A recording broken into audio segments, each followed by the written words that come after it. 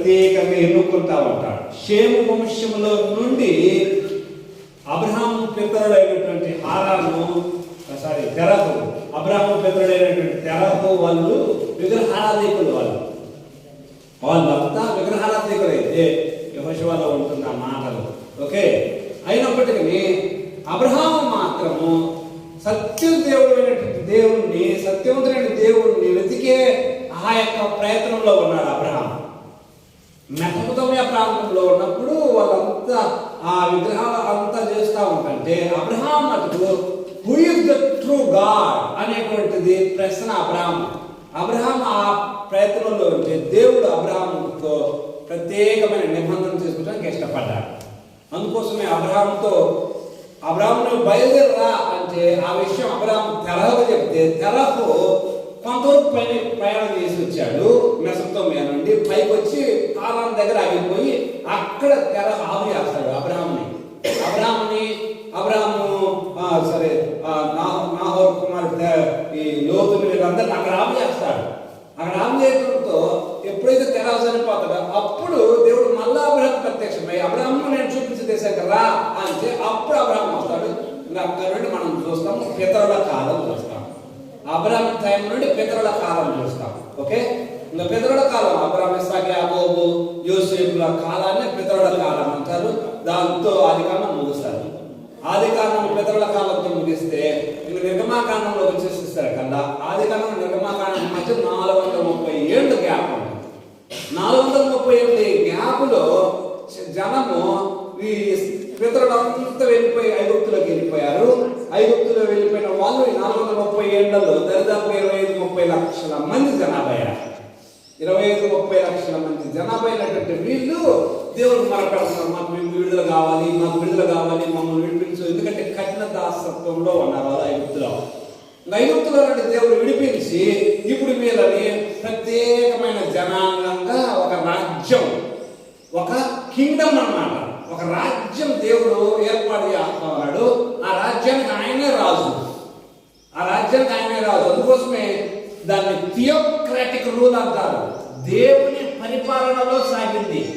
Okay, ఇశ్రాయేలీలకు ఎవరు రాజు? దేవుడే రాజుగా ఉండి థియోక్రాటిక్ రూల్ అంటారు. అది కొనసాగుతుంది.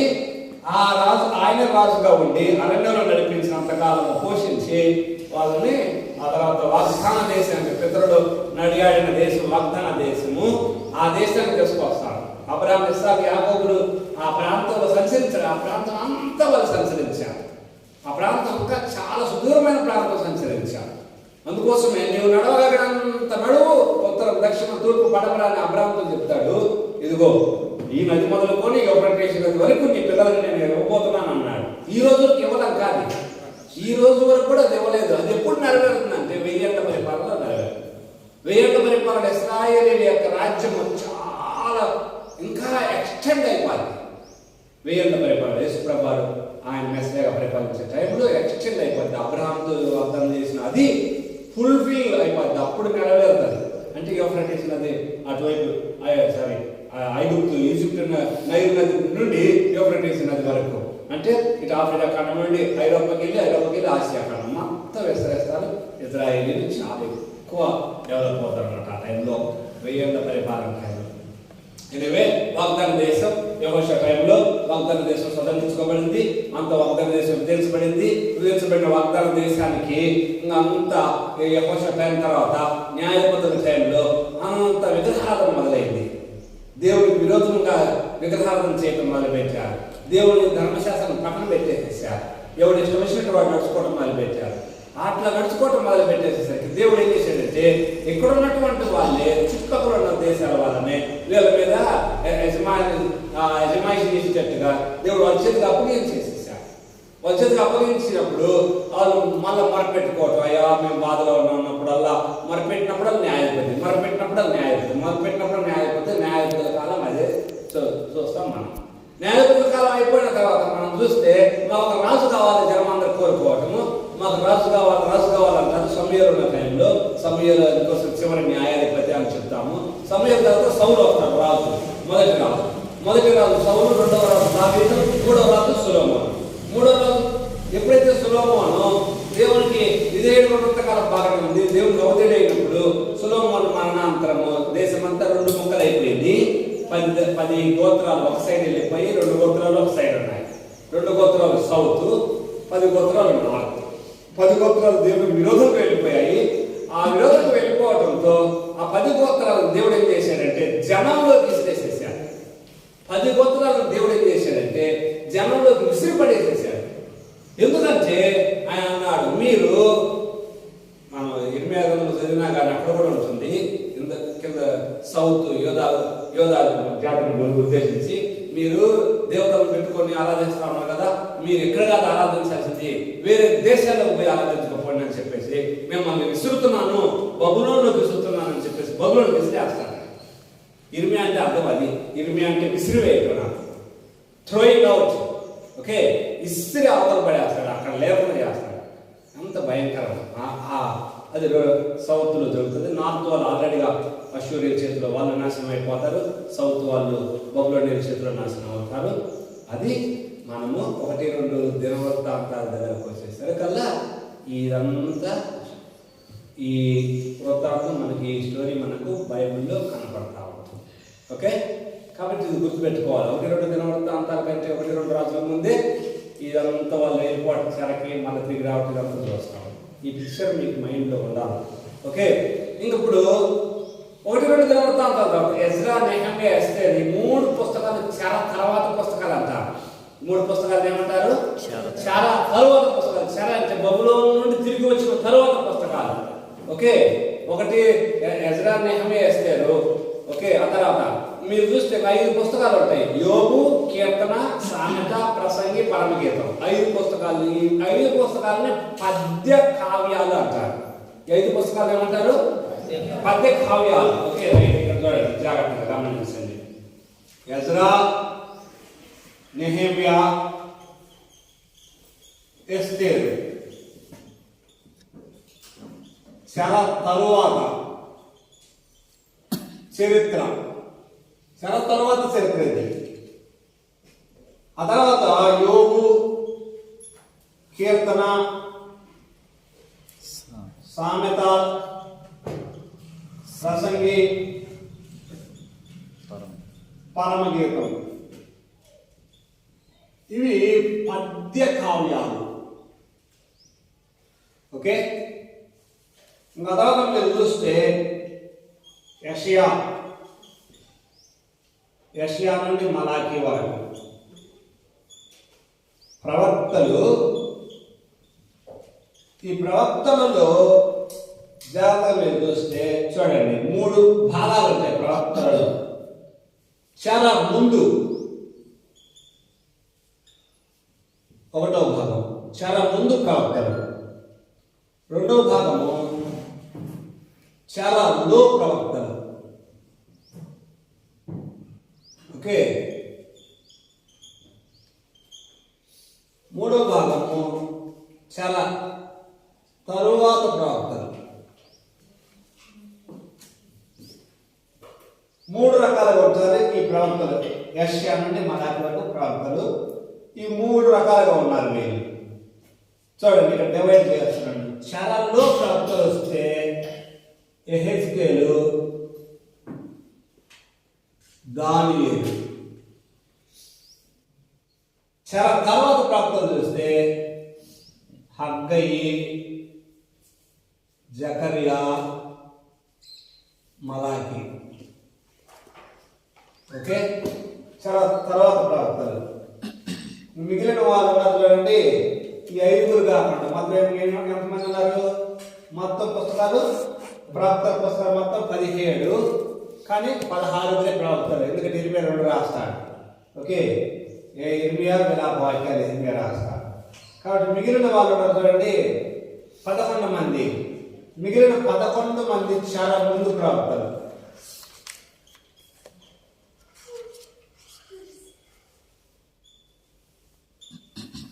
ఓకే,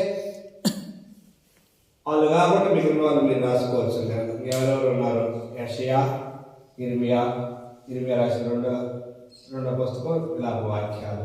ఓకే, యెషయా, ఇర్మియా, విలాప వాక్యాలు 3 పుస్తకాలు వచ్చాయి అక్కడ. ఓకే, హోషేయ, యోవేలు, ఆమోసు, ఓబద్య, నహూము, హబకుకు, జఫన్య వరకు. నువ్వు ఇక్కడ పెట్టగా చెరలో, ఓకే, చెరలో ప్రార్థన అది ఓకే. అంతవరకు ఓకే, క్లారిటీ వచ్చిందా? రైట్. ఇప్పుడు చెప్పాలి.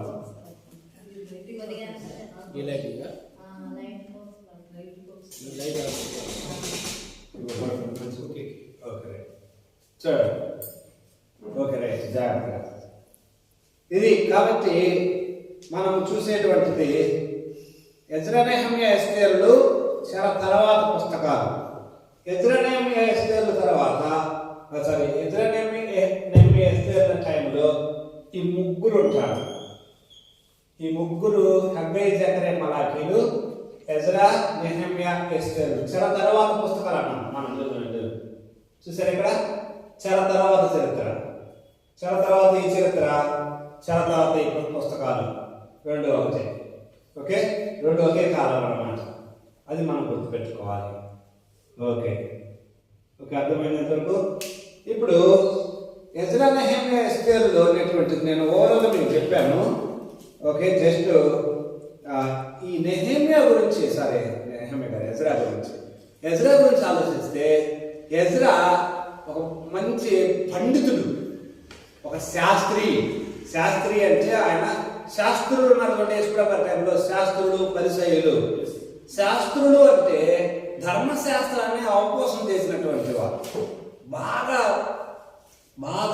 మన ప్రాంతంలో ఉదాహరణకు అష్టదిగ్గజాలు అంటారు చూడండి.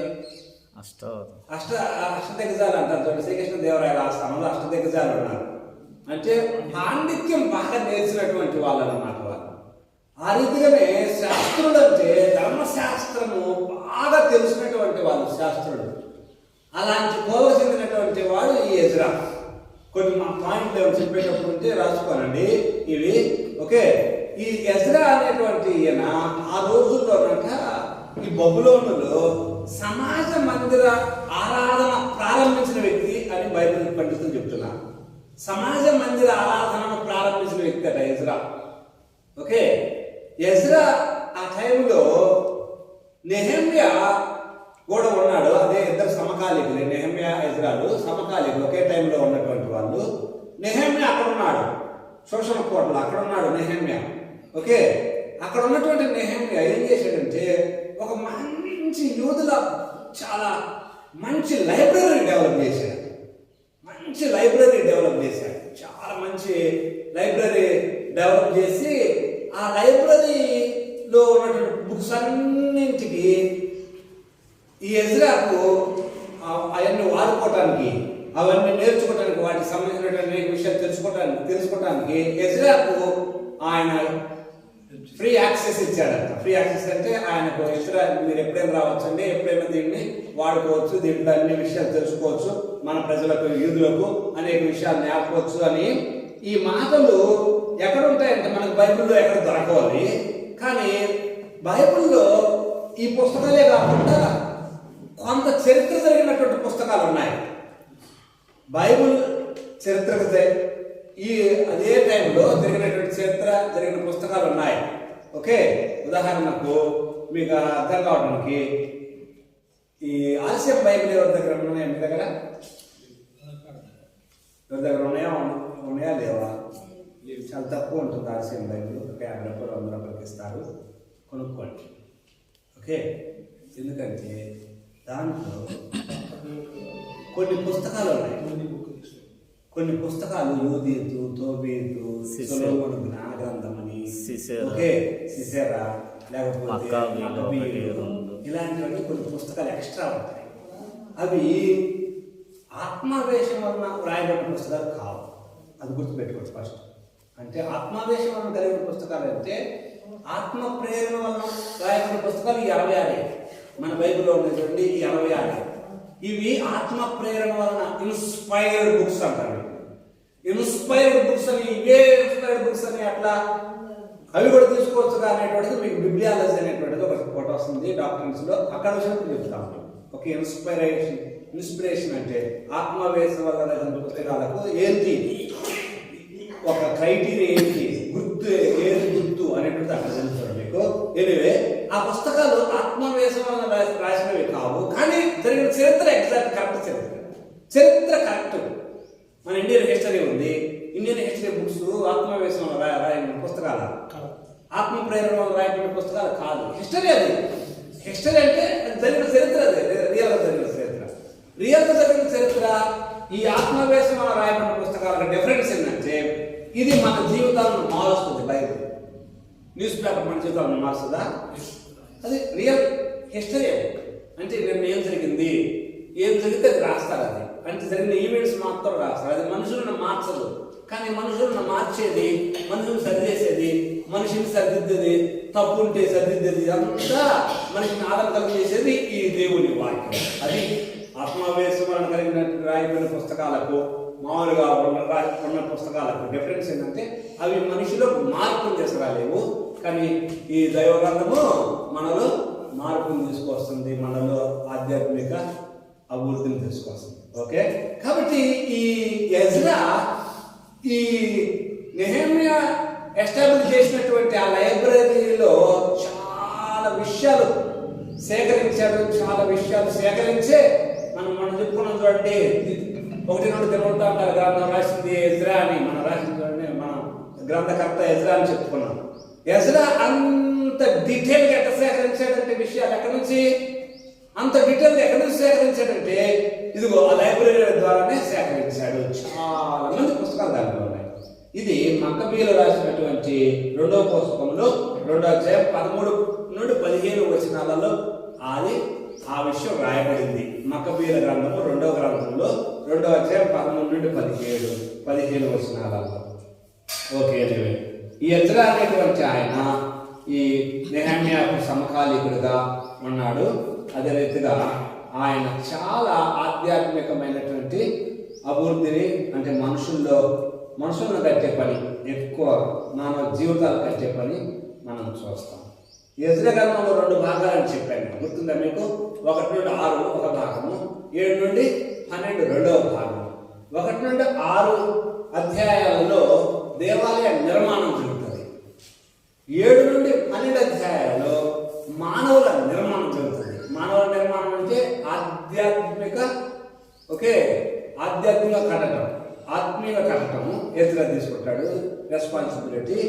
అక్కడ ముందు 6 అధ్యాయాలను యెరుబ్బయలు తీసుకుంటాడు రెస్పాన్సిబిలిటీ. అది జరిగిన స్టోరీ. ఓకే, ఆ విషయాలు గుర్తుపెట్టుకోండి. Okay, right. నేను ఒకసారి మనం మీకు బోర్డులో రాశాను, 3 అంచెలుగా తిరిగి వచ్చారని. అది గుర్తుందా మీకు? 3 అంచెలకు వెళ్ళారు, 3 అంచెలుగా తిరిగి వచ్చారు, 3 దఫాలుగా తిరిగి వచ్చారు. 538లో స్టార్ట్ అయితే 37, 36 వచ్చేసారు. ఒకటి. రెండవది 457, 58 మధ్యలో ఎజ్రా టైంలో వచ్చారు, దాదాపు 2000 మంది. ఆ తర్వాత 3వ ట్రిప్ 444 నెహెమ్యా.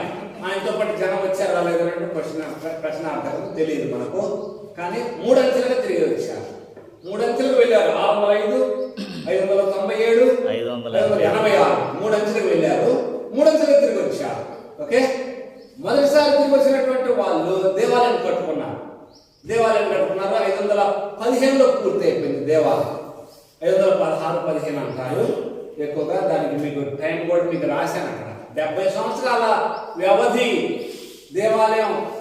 దేవాలయం కూలగొట్టబడింది. 586లో, 516లో మళ్ళా కట్టబడింది. 70 సంవత్సరాల వ్యవధిలో కట్టబడింది. ఓకే, 70 సంవత్సరాల ముందు వెళ్ళారు, మళ్ళీ 70 సంవత్సరాలకు తిరిగి వచ్చారని కూడా మీకు రాయటం, మీకు చెప్పడం జరిగింది. 605లో వెళ్ళారా, 536, 35 కాళ్ళకు తిరిగి వచ్చేసారు. ఓకే, 70 సంవత్సరాల వ్యవధి అది ఉన్నది అని చెప్పాను. Okay, right. ఈ ఎజ్రా గ్రంథంలో మనం చూసేది మెయిన్గా అది. నేను ఎక్కువ డీటెయిల్ వెళ్ళటం లేదండి. నేను గ్రూపులో ఇంగ్లీష్లో కొన్ని చార్ట్లు పెడుతున్నాను, మీరు ఎవరైనా గమనిస్తున్నారా? చూడండి, ఆ చార్ట్లు చాలా ఉపయోగకరమైనవి. వేరే పుస్తకాలలో ఇది ఓపెన్ బైబిల్ అనేటువంటిది చాలా మంచి బుక్. ఇది ఒకటి. ఇంకొకటి NIV స్టడీ బైబిల్ అని, దాంట్లో ఇచ్చి పెడతా ఉన్నాను. ఓకే, దాంట్లో ఉన్నటువంటి ఒక చార్ట్ నేను ఇప్పుడు మీకు ఎజ్రా నెహెమియా అయిపోయిన తర్వాత ఆ చార్ట్ కొద్దిగా ఎక్స్ప్లెయిన్ చేస్తాను.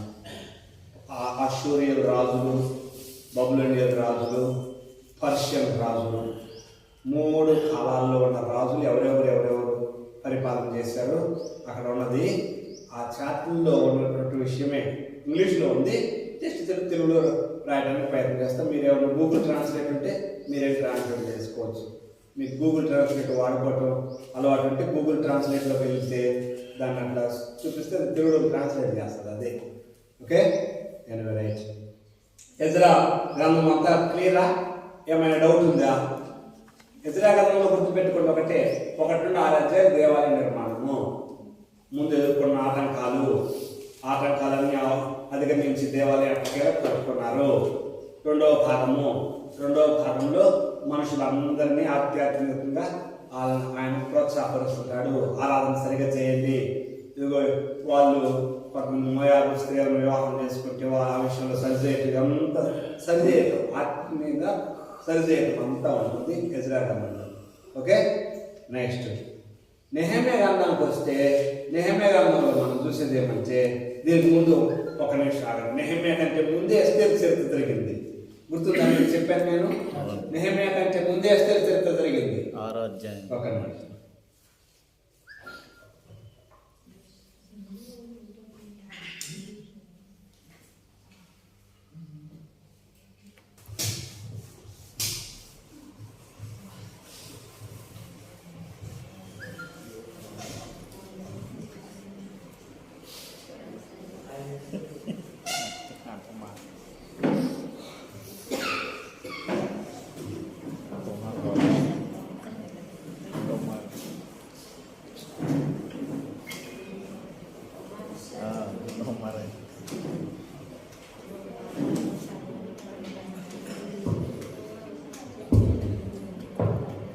ఎజ్రా 6-7 అధ్యాయాల మధ్యలో జరిగింది ఎస్తేరు చరిత్ర.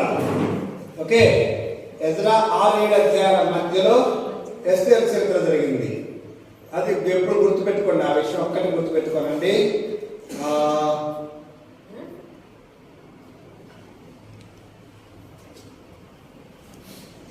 457కు ముందు అన్నమాట. అది 457లో ఎజ్రా తిరిగి వస్తాడు. 470 ఆ మధ్య కాలంలో అనుకోవచ్చు, ఒక 20 సంవత్సరాల ముందు అన్నమాట. ఓకే, ఎజ్రా 6 అధ్యాయం 515 కల్లా అయిపోతుంది. 515కి అయిపోతుంది. ఇక్కడేమో 458. చాలా టైం గ్యాప్ ఉంది, 57 సంవత్సరాల గ్యాప్ ఉంది. ఈ 57 సంవత్సరాల గ్యాప్లో ఈ మధ్య భాగంలో అంటే ఇక్కడ జరిగేటువంటి చరిత్ర ఏంటంటే 6-7 అధ్యాయాల మధ్యలో ఇది ఇజ్రాయేలీలో జరిగే చరిత్ర.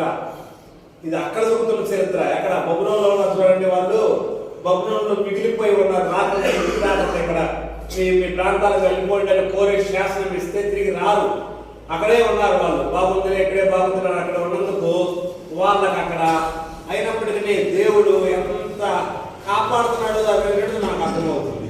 చూడండి, దేవుని యొక్క నమ్మకత్వం ఎంత ఉందో అనేటువంటిది మనకు బాగా అర్థమవుతుంది. ఎట్లా అంటే వాళ్ళు కోరేష్ శాసనం ఇచ్చి మీరు మీ స్వదేశాలకు వెళ్ళే వాళ్ళు వెళ్ళండి, మీ దేశాల్లో వెళ్ళిపోతే మీ మందిరం కట్టుకోవడానికి కూడా డబ్బులు ఇక్కడ రాజ ఖజానా నుంచి వస్తుంది, మీరు వెళ్ళిపోయి మీరు అక్కడ నివాసం ఇల్లు కట్టుకోవడానికి కూడా మేము హెల్ప్ చేస్తామని చెప్పేసి పంపిస్తే అక్కడ చాలా మంది రాకుండా అక్కడ పోయి ఇప్పుడే ఎక్కడ కష్టపడతాం, ఇప్పుడే బాధపడతాం అని చెప్పేసి అక్కడ సెటిల్ అయిపోయాం, అంత బాగుంది, అంత ఇక్కడ అంత మన పరిస్థితులు బాగున్నాయి, ఇక్కడే అంత ఇక్కడే బతుకుతాం, ఇక్కడ పిల్లల భవిష్యత్తు బాగుంటుంది అని చెప్పుకొని అక్కడే ఉండిపోయారు. చాలా మంది అక్కడే ఉండిపోయారు. ఎక్కువ భాగము మెజారిటీ అక్కడ ఉన్నారు, కొద్దిమంది వచ్చారు. మెజారిటీ అక్కడ ఉండి కొద్దిమంది వచ్చారు. ఆ కొద్దిమందిలో 50,000 మంది వచ్చింది. 50,000 మంది వచ్చి ఎన్ని లక్షల మంది, అప్పుడు ఎన్ని లక్షల మంది ఇజ్రాయేలీలు ఐగుప్తులు వచ్చినప్పుడు 30 లక్షల మంది.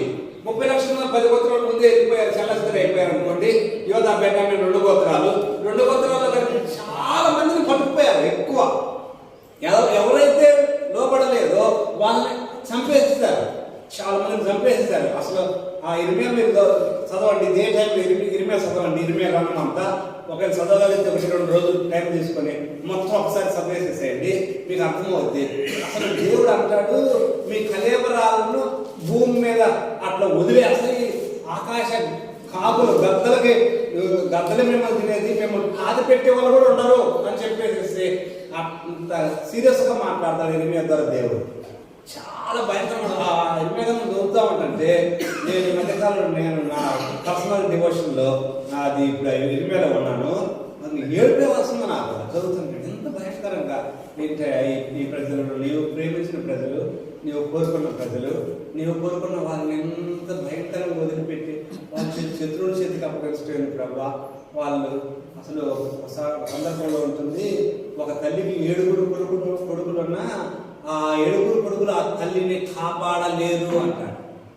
అంటే 7 కొడుకులున్నా కానీ ఆ తల్లి ఆ 7 కొడుకుల ముందే ఆమె ఎంతో అవమానపరచబడుతుంది. ఆమెను చెరిపివేయటం కానీ, ఆమెను చిత్రవద చేయటం కానీ అంతగా చేస్తారు అని చెప్పేసి దేవుడు రాస్తాడు అక్కడ. అంటే అంత భయంకరంగా దేవుడు పట్టడం జరుగుతుంది. ఓకే, ఎనివే ఈ వెళ్ళినటువంటి దేశపోబడినటువంటి వాళ్ళు చాలా మంది వెళ్ళిపోయారు. కానీ అక్కడ 70 ఏళ్ళు దేవుడు మహాప్రభుని బట్టి ఫేవరబుల్ కండిషన్స్ ఉన్నవా, ఇంకా అక్కడే ఆగిపోయారు. అక్కడ ఆగిపోవడంతో ఆ ఎస్తేరు చరిత్ర అది అక్కడ ఉన్నటువంటి వాళ్ళ దగ్గర జరిగిన చరిత్ర అనమాట. అది సూసన కోటలో అక్కడ జరుగుతున్న చరిత్ర. కాబట్టి అక్కడ ఉన్నటువంటి వాళ్ళు ఎట్లా ఉన్నారో ఏంటి పరిస్థితి అనేటువంటిది అది మైండ్లో ఉంచుకొని మీరు ఎస్తేరు చదవండి. ఓకే, నెహెమ్యా కంటే ముందు ఎస్తేరు జరిగింది. ఎస్తేరులో వస్తి అనేటువంటి ఆమె తొలగించటము, రాజు అహష్వేరోషు రాజు ఆమెను తొలగించేసి ఎస్తేరును మళ్ళా రాణిగా చేయటము, మొర్దెకై ఆ విషయంలో మొర్దెకై యొక్క సలహాలు, మొర్దెకై ఎట్లా దేవుని కోసం నిలబడి ఉండటము, ఇవన్నీ ఎస్తేరు గ్రంథంలో మనం చూస్తాం. ఓకే, ఇక్కడ గుర్తుపెట్టుకోవాల్సింది ఎప్పుడు ఒకటే, దేవుని మహా కనికరము ప్రజల మీద ఉంది. అది గుర్తుపెట్టుకోవాలి. ఉపవాస ప్రార్థన చేసినంత మాత్రం చేత వాళ్ళు కనికరించాలని ఉంది అసలు నిజానికి? 3 రోజులు ఉపవాస ప్రార్థన చేసినంత మాత్రం చేత వాళ్ళ మీద జాలిపడాలని ఉందా దేవునికి? లేదు. మిమ్మల్ని అక్కడికి వెళ్ళిపోమంటే మీరు ఎక్కడుండి ఉపవాస ప్రార్థన చేస్తే నేను ఎందుకు వింటానా అని ఒకవేళ ఆయన వ్యవస్థ ఏమయ్యేది? చూడండి, దేవుడు ఎంత కరుణా వాత్సల్యత కలవాడు. మీరు వెళ్ళిపోవడానికి రాజును నేను లేపుతున్నానని ముందే చెప్పాడు చెప్పలేదు? రాజును నేను లేపుతాను యెషయా ద్వారా. కోరేష్ అనే నా మంద కాపరిని నేను లేపుతాను, కోరేష్ ద్వారా నా మందిరం కట్టడానికి నేను లేపుతున్నానని ముందే చెప్పాడు చెప్పలేదా యెషయా ద్వారా?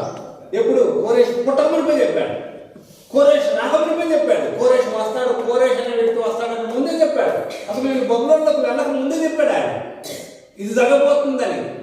అంటే ముందే జరగబోయేది ముందే దేవుడు చెప్పాడు. వచ్చిన తర్వాత ఎగ్జాక్ట్ దేవుడు ఏం చెప్పాడు? కోరేష్ అదే విషయం, ఇదిగో మీరు మీ దేశానికి వెళ్ళాలనుకుంటే వాళ్ళు వెళ్ళండి, మీకు మందిరం కట్టుకోవాలనుకుంటే కట్టుకోండి, రాజధాని నుంచి డబ్బులు వస్తుంది, మీరు వెళ్ళే వాళ్ళు వెళ్ళొచ్చు అని ప్రకటించినా కానీ వెళ్ళకుండా వీళ్ళు ఎక్కడ ఉండి ఏం కోరుకుంటున్నారు? ఎంత భయంకరంగా వాళ్ళు కోరుకుంటుంది ఏంటంటే సోఫిస్టికేటెడ్ లైఫ్ అన్నారు. సోఫిస్టికేటెడ్ లైఫ్ ఎప్పుడైనా సరే ఎవరు కోరుకున్నా కానీ చాలా ఇబ్బందులు పాలు కావాల్సి వస్తుంది. ఓకే, ఆయా మంచి భగత్వం దేవుడి ముందు కోరుకోకూడదా అట్లా అంటున్నా నేను. మనము కొత్త నిబంధనలు ఒక చోట దేవుని కంటే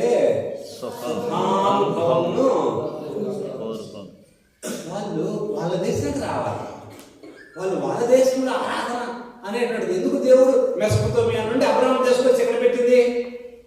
ఒక పక్కన ఉన్నటువంటి ప్రాంతంలో నుండి దేవుడు అబ్రహాము తీసుకొచ్చి ఎందుకు ఇక్కడ పెట్టాడు? ఎగ్జాక్ట్ గా ఇజ్రాయెల్ దేశంలో ఎందుకు పెట్టాడు? ఇజ్రాయెల్ దేశంలో ఎందుకు వాళ్ళు ఉండాలంటే వాళ్ళు ప్రపంచానికి దేవుడు ఎవరో అది తెలియజేయాలి, సాక్ష్యం ఇవ్వాలి. వాళ్ళు ఉండాల్సిన స్థలంలో వాళ్ళు ఉంటే అప్పుడు వాళ్ళు సాక్ష్యం ఇవ్వగలరు. మళ్ళా మేము అక్కడికి వెళ్తాము. బబులోని ఎవరు స్థావరము? బబులోను చెప్పారు ఇప్పుడే. అబ్రహాము స్థావరం. నువ్వు ఎక్కడగా ఉండాల్సింది అబ్రహాము, నువ్వు ఉండాల్సింది ఎక్కడ? ఇజ్రాయేల్లో. నువ్వు ఉండాల్సింది ఎక్కడ? కనాను, పాలస్తీనా ప్రాంతంలో. నువ్వు ఉండాల్సింది పాలస్తీనాలో, కనాను ప్రాంతంలో నువ్వు ఉండాల్సింది. అక్కడ నాకు సాక్షిగా ఉండాలని ఆ రోజు పిలిచి తీసుకొచ్చి ఇక్కడ ఎస్టాబ్లిష్ చేస్తే వీళ్ళు మళ్ళీ అక్కడికి పోయి మేము ఇక్కడే ఉంటాం, మాకు ఇక్కడే బాగుంది అంటే ఏమన్నా మాట. ఒక రకంగా చెప్పాలంటే అబ్రహాం మళ్ళా నేను ఇక్కడ ఉన్నానండి, నేను పిలిచావు దగ్గర నేను మళ్ళీ మా ఊరికి వెళ్తాను అక్కడ పోయినట్టు అదన్నమాట. అబ్రహాం వెళ్ళాల, కరువులు వచ్చిన బాధలు వచ్చిన ఇక్కడ తన సొంత ప్రాంతం కాకపోయినా, సొంత వాళ్ళు ఎవరు లేకపోయినా అబ్రహాం వెళ్ళాల, ఇస్సాకు వెళ్ళాల, యాకోబు వెళ్ళాల. వాళ్ళు ఆ ప్రాంతంలోనే ఉన్నారు, దేవుడు పిలిచిన ప్రాంతం అని. ఓకే, యోసేపు కూడా ఏమన్నాడు? మీరు దేవుడు మిమ్మల్ని దర్శిస్తాడు, మీరు వెళ్ళినప్పుడు నన్ను తీసుకుపోయిన నా ఎముకలు తీసుకోకుండా అన్నాడా లేదా? మన ప్రాంతంలో మన పితరులు నడయాడిన ప్రాంతంలో నా ఎముకలను సమాధి చేయండి అన్నాడా లేదా? వాళ్ళు వచ్చినప్పుడు తీసుకొచ్చారు, తీసుకురాలేదా? ఆయన ఎముకలు తీసుకొచ్చారు. అంటే ఏంటి అర్థం? అంటే ప్రాణం పోయినా కానీ దేనికోసం పడకలాడుతుంది. నా భూమి, నా జన్మభూమి, నా జన్మభూమి, ఆ భూమికి వెళ్ళాలా? ఎక్కడ పుట్టాడు యోసేపు? ఎక్కడ పుట్టింది? కనానులోనే పుట్టింది. అన్నలు అమ్మ వేశారు, అమ్మ వేస్తే ఆయన పుట్టి పెరిగాడు. కానీ పుట్టి పెరిగింది ఎక్కడ? తన పితరులు నడియాడిన దేశంలో. అది మన స్థావరం, అది మన చోటు. చూడండి, పితరులు దేన్ని ఫోకస్ చేస్తున్నారంటే పితరుల దృష్టి అంతా అది దాని మీదనే ఉంది, అర్థం దేశం మీదనే ఉంది. కానీ వీళ్ళు తర్వాత జనరేషన్స్, పిల్లల జనరేషన్స్ ఎక్కడ ఉన్నారంటే ఎక్కడ దేనికోసం చూస్తున్నారు? మంచిగా ఎక్కడ బాగుంటే ఎన్ని మూలాలు వదిలేసేయండి, మనకు అనవసరం, మన పిల్లలు ఏ ప్రాంతం తిరిగారు అనవసరం, మనకి ఎక్కడ బాగుంటే ఎక్కడ కన్వీనియంట్గా ఉంటే అక్కడ ఉందాము అనేటువంటిది. ఓకే, నాకు తెలిసిన ఒక దైవ సేవకులు ఉన్నారు. ఆయన అమెరికాలో మంచి డాక్టర్, ఆయన సైకాలజీ డాక్టర్, ఆయన మంచి డాక్టరు. కానీ వాళ్ళ నాన్నగారు ఈ గుంటూరు పరిసర ప్రాంతాల్లో చాలా ప్రాంతాలలో సేవ చేశారు. వాళ్ళ నాన్నగారు చనిపోయారు. ఈయనంతా వదిలిపెట్టి అక్కడ ఆయన మంచి లైఫ్, ఆయన చాలా అత్యద్భుతమైన లైఫ్, ఆయన అమెరికా అంతా విడిచిపెట్టి వచ్చి వాళ్ళ నాన్నగారు చేసిన సేవ అంతా ఇక్కడ చూసుకుంటున్నారు. ఆయన ఎన్ని అసాధ్య బతకాలు చేసిన అసలు. ఒకసారి ఇలా ఉంది ఇలా ఉంది అసలు, ఇక్కడ ఇన్ని ఇబ్బందులు ఎదుర్కొంటున్నాను అని చెప్పేసి ప్రేయర్ సపోర్ట్ కోసం అడుగుతూ ఉంటారు. ప్రేయర్ చేయండి, ప్రేయర్ సపోర్ట్ ద్వారా నేను దీంట్లో ముందుకు సాగాలని. ఎందుకు ఆయన సోఫిస్టికేటెడ్ లైఫ్ వదిలిపెట్టి ఎంజాయబుల్ లైఫ్ వదిలిపెట్టేసేసి ఎక్కడికెళ్ళకు రావాలా? ఒకసారి అనిపిస్తుంది కదా. కానీ ఆయన ఆత్మ తపన ఉంది, దేనికి కొట్టులాడుతుందంటే నా తండ్రి చేసినటువంటి ఆ పరిచర్య కొనసాగించాలి, ఆ పరిచర్య కొనసాగించాలా, దాన్ని ముందుకు తీసుకుపోవాలి. నేను ఇంతవరకు తీసుకుపోతా, నా తర్వాత సంగతి నేను ఇంతవరకు దాన్ని కొనసాగిస్తా అని ఆయన అట్లా చేస్తా ఉన్నారు. కాబట్టి ఇక్కడ మనం ఎస్తేర్ గ్రంథంలో చూస్తుంది ఏంటంటే వాళ్ళు అక్కడ ఉండటం వలన ఏమొచ్చేసింది, అక్కడ ఉండటం వలన వాళ్ళు చాలా రిస్క్ బేరు చేయాల్సి వచ్చింది, ప్రాణాపాయ పరిస్థితి వచ్చింది. హామా అనేటువంటి వాళ్ళ ద్వారా అది మీరు చూస్తారు ఎస్తేర్ గ్రంథంలో ఉన్న సంఘటనలు అవి. ఓకే, ఎస్తేర్ జరిగిన తర్వాత నెహెమ్యా జరుగుతుందండి. మన పుస్తకాలలో ఎజ్రా, నెహెమ్యా, ఎస్తేర్ రాశారు, అప్పించారు. అయితే ఎస్తేర్ తర్వాత నెహెమ్యా జరుగుతారు, గుర్తుపెట్టుకోండి. ఎస్తేర్ తర్వాత నెహెమ్యా జరుగుతారు. నెహెమ్యా గవర్నర్, నెహెమ్యా ఒక గవర్నర్ లాగా వచ్చాడు, ఈ ప్రాంతంలో గవర్నర్ లాగా వచ్చాడు. అంటే ఈ ప్రాంతంలో గవర్నర్గా నియమించబడ్డాడు. ఇదంతా చూసుకో ఏంటి, ప్రాకారాలు కట్టే పని చూసుకోవడానికి గవర్నర్గా నియమించబడ్డాడు నెహెమ్యా. ఆయన వచ్చిన తర్వాత ఆ ప్రాంతంలో ఉండి ఆ పని అంతా పూర్తి చేసి మళ్ళా వెళ్ళిపోయి అక్కడ ఆయన బాధ్యత డ్యూటీ ఉంది కాబట్టి ఇదంతా పూర్తి చేసి అదే సమయంలో ఎజ్రా కూడా ఈ నెహెమ్యాకు కొంత సపోర్టివ్గా ఉంటాడు. అదే సమయంలో ఆ మలాకి కూడా ప్రవక్త అయిన మలాకి కూడా సపోర్టివ్గా ఉంటాడు. ఎజ్రా టైంలోనే హగ్గై, జకర్యాల ప్రవక్తలు సపోర్టివ్గా ఉంటారు. ఎప్పుడు గుర్తుపెట్టుకోనండి, వాళ్ళ సపోర్ట్ ఉంది అంటే మనం గుర్తుపెట్టుకోవాల్సింది, మనము దేవుని పనిలో యథార్థంగా ముందుకెళ్తుంటే మనకు లైక్ మైండెడ్ అంటే మన మనస్సు కలిగినటువంటి వాళ్ళనే దేవుడు కొంతమంది లేపుతాడు. ఇది సత్యం. మన మనస్సు ఎలాంటి మనస్సు ఉన్నదో అలాంటి మనస్సు కలిగిన వారినే నిస్వార్థంగా త్యాగపూరితంగా దేవుని సేవ చేయటానికి దేవుడు అలాంటి మనసు కలిగిన వారిని ఎవరినొకరు లేపుతాడు. మనం చూస్తే మోషేకి అదే మనసు కలిగిన ఎవరిని లేపాడు? యెహోషువను లేపాడు. చూడండి, మీరు జాగ్రత్తగా గమనిస్తే. ఓకే, మీరు వర్షం చూసుకుంటూ వస్తా ఉంటుంటే చూడండి, ఆ తర్వాత మీరు చరిత్రలో మీరు చూస్తే ఇప్పుడు మనం ఇక్కడికి వస్తాము. ఎజ్రా టైంలో నెహెమ్యా, హగ్గై, జకర్యా, ఈ చరిత్రలో అంతా మనం చూసుకుంటూ వస్తూ ఉంటుంటే కొంతమంది యోషియా రాజున్న టైంలో ప్రవక్త అయిన ఇర్మియా యోషియా టైంలోనే ఉన్నాడు, ప్రవక్త అయిన ఇర్మియా. ఓకే, ఉజ్జియా టైంలో, ఉజ్జియా కూడా మంచి రాజే. ఉజ్జియా ఆయన టైంలో, హిజ్కియా వాళ్ళ టైంలో యెషయా ప్రవక్త. ఓకే, కాబట్టి అట్లా ఎక్కడైతే మంచి సదుద్దేశంతో సేవ చేసే వాళ్ళు ఉంటారో వాళ్ళకు సపోర్టివ్ ఉండటం కోసము దేవుడు కొంతమంది లేపుతాడు. విలియం కేరీ గారు వచ్చారు. విలియం కేరీ గారి కేరీ ట్రయో అంటారు. ఓకే, కేరీ ట్రయో అంటే విలియం ట్రయో అంటారు. విలియం కేరీ గారు సహకరించడానికి ఇంకిద్దరు విలియమ్స్ ఇచ్చాడు దేవుడు. విలియం మార్స్, ఇంకొక ఆయన పేరు విలియం, ఇంకోటి ఏదో ఉంది, ముగ్గురు అనమాట. విలియం ట్రయో అని అంటారు వాళ్ళని.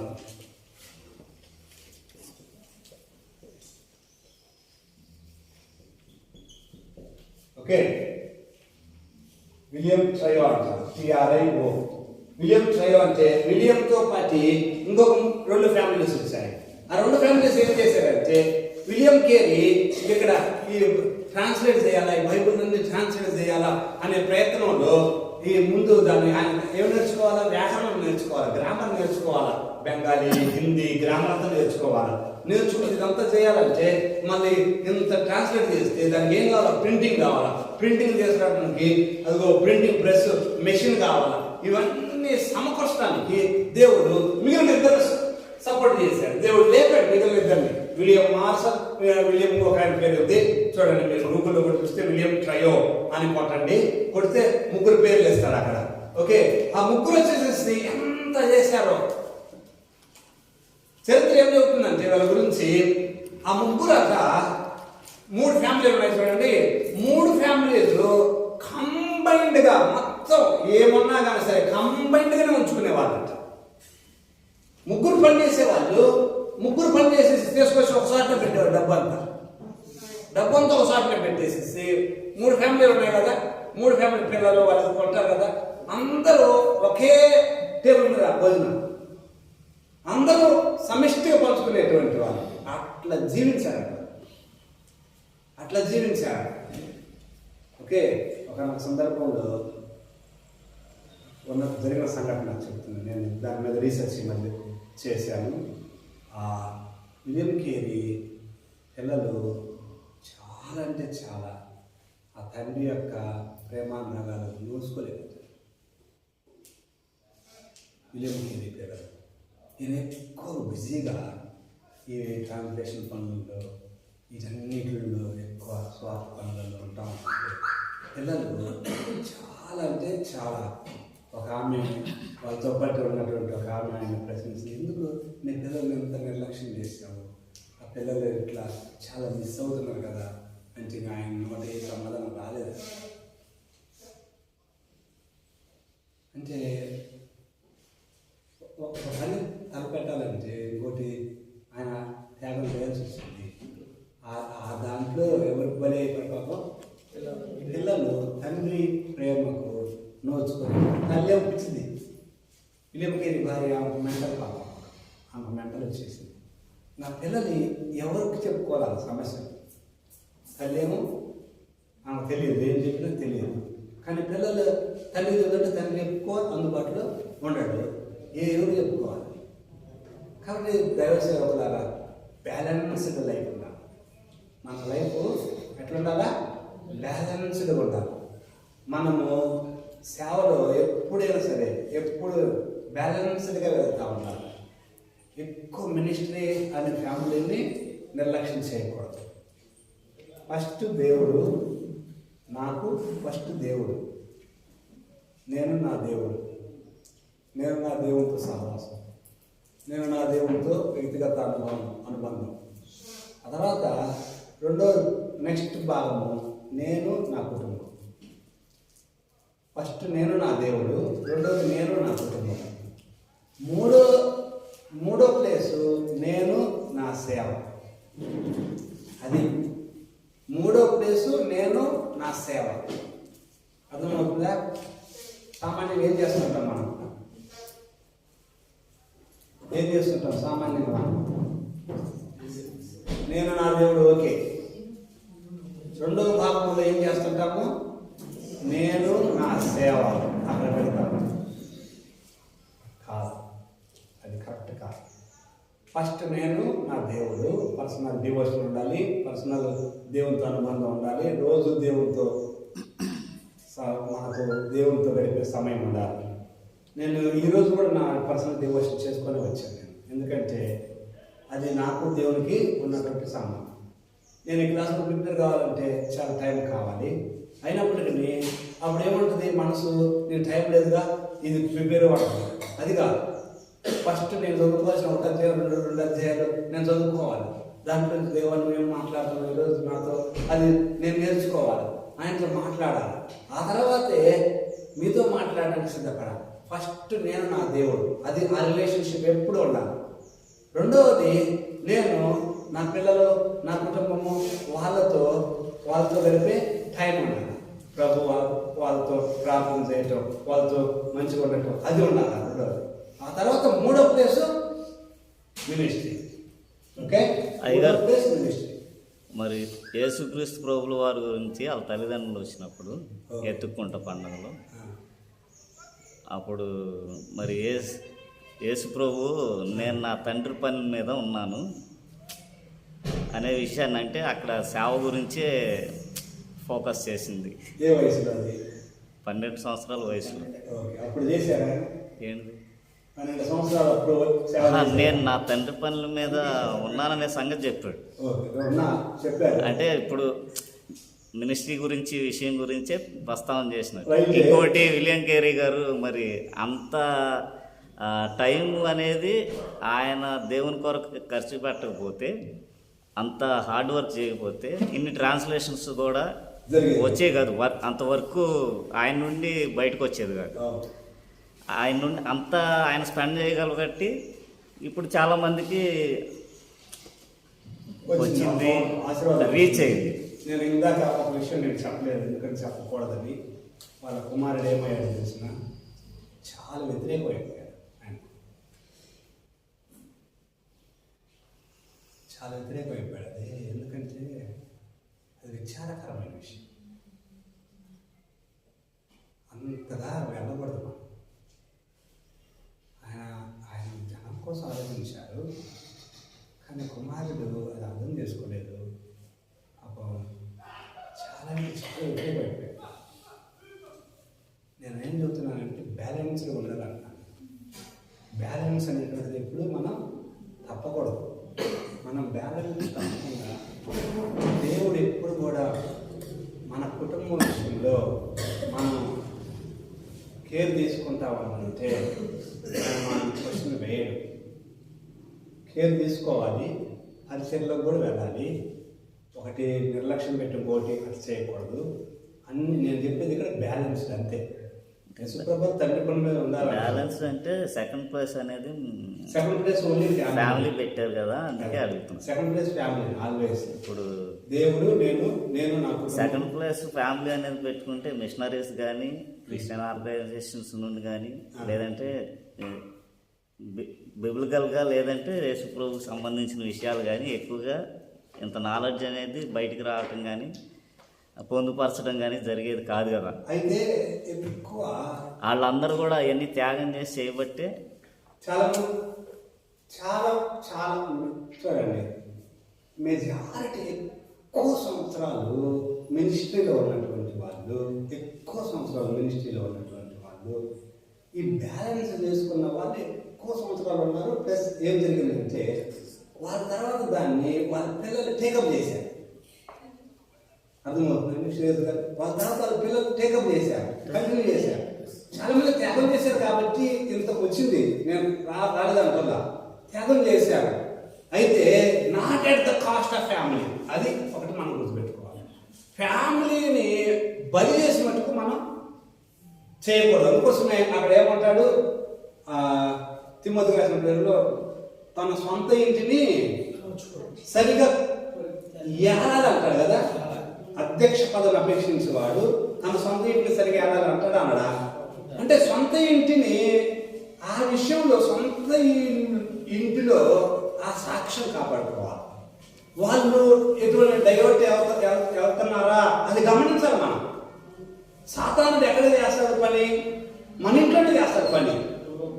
మన ఇంట్లోనే పని చేసాడు అనుకోండి, ఏమవుతుంది? మనం సామాన్యంగా ఏమంటారు?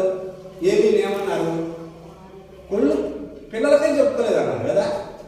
ఏవిని పిల్లలకే చెప్పుకోలేదు అన్నారు. సమయాన్ని కూడా అన్నారు, పిల్లలే సరిగ్గా లేరు అన్నారు సమయాన్ని కూడా. అర్థమైందా? అంటే మనం గుర్తుపెట్టుకోవాల్సింది అంటే త్యాగం చేయాలి. చేశారు, చాలా మంది త్యాగం చేశారు. అదే సమయంలో గుర్తుపెట్టుకోవాల్సింది అంటే ఫ్యామిలీ బ్యాలెన్స్గా ఉండాలి. అది నేను అన్నాను. ఓకే, నేను చెప్పే పాయింట్ అదయ్యా. ఫ్యామిలీ మటుకు బ్యాలెన్స్గా ఉండాలి. వారంలో మీకు మినిస్ట్రీకి ఒక సపోజ్ 4 రోజులు కేటాయించారు అనుకోండి, 1-2 రోజులైనా కుటుంబానికి కేటాయించాలి. కుటుంబానికి 1-2 రోజులు కేటాయించి, ఒకరోజు ఎటు సండే ఆరాధన ఉంటుంది, 2 రోజులు కుటుంబానికి కేటాయించి మిగతా 4 రోజులు సేవకు కేటాయించారనుకోండి. కుటుంబానికి కేటాయించడం అంటే ఇక్కడ నా పాయింట్ ఇది, కుటుంబం గురించి, పిల్లల గురించి, వాళ్ళ గురించి పట్టించుకోవాలి అనేటువంటిది ఒకసారి అలాగే కొన్ని కొద్దిగా బయటికి తీసుకుపోవాలా అనేటువంటి ఉంటాయి పాపాలు. ఆ ఉన్నప్పుడు వాళ్ళు నిర్లక్ష్య పెట్టడం అయింది అట్లా చేయకూడదు. ఓకే, ఫ్యామిలీ అనేటువంటిది ఎప్పుడు నిర్లక్ష్యం చేసినా కానీ మనం దేవుడి కోసం త్యాగం చేయాలని ఉద్దేశం అవసరం లేదు. అటువంటిప్పుడు దేవుడు చూడండి, అటువంటిప్పుడు దేవుడు అంటాడు పెళ్లి చేసుకోకుండా ఉండాల్సిన. ఓకే అయ్యా చూడండి, ఇప్పుడు మనం బ్యాలెన్స్ అదే చేయాలి. బ్యాలెన్స్ అంటే అది అర్థమైందా ప్రభా? అందుకోసమే బ్యాలెన్స్ చేసినప్పుడే మనం సమర్థవంతంగా అన్ని డ్యూటీస్ నెరవేర్చినట్టు. సేవకుని డ్యూటీ నెరవేర్చాలి, యజమాని భర్త అనుకుంటే భర్త డ్యూటీ నెరవేర్చాలి, తండ్రి అనుకుంటే తండ్రి డ్యూటీ నెరవేర్చాలి. అన్నీ నెరవేర్చినప్పుడు అప్పుడు ఏమవుతుందంటే ఓకే, మనం వెనక ఏం వదిలిపెట్టి వెళ్తామంటే మంచి లెగసీ వదిలిపెట్టి వెళ్తాం.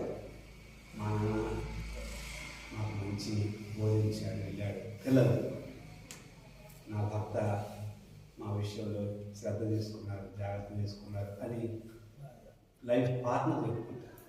ఓకే, సంఘస్థులు మా సేవకులు మా విషయమే చాలా కేర్ తీసుకున్నారు అని వాళ్ళు చెప్పుకుంటారు. అందుకోసమే అన్ని కొనాలలో ఎంత టైం మనం కూర్చొని రాసుకొని కేటాయించుకోవటం చాలా అవసరము.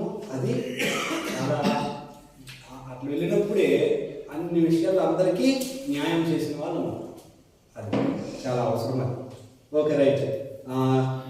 ఏ పాయింట్ దగ్గర వచ్చింది? విలియం కేరీ ట్రయో దగ్గర వచ్చింది. ఓకే, విలియం కేరీ ట్రయో అనేటువంటి దేవుడు కొంతమంది సమకూరుస్తాడు అనేటువంటి వాళ్ళు సమిష్టిగా పంచుకునే వాళ్ళు, ఉన్నదంతా పనిచేసే వాళ్ళు. పనిచేసి ఆ విలియం కేరీ గారు అయితే ఆడ కోల్కతాలో ఒక కాలేజీలో పనిచేస్తూ ఉండేవాడు.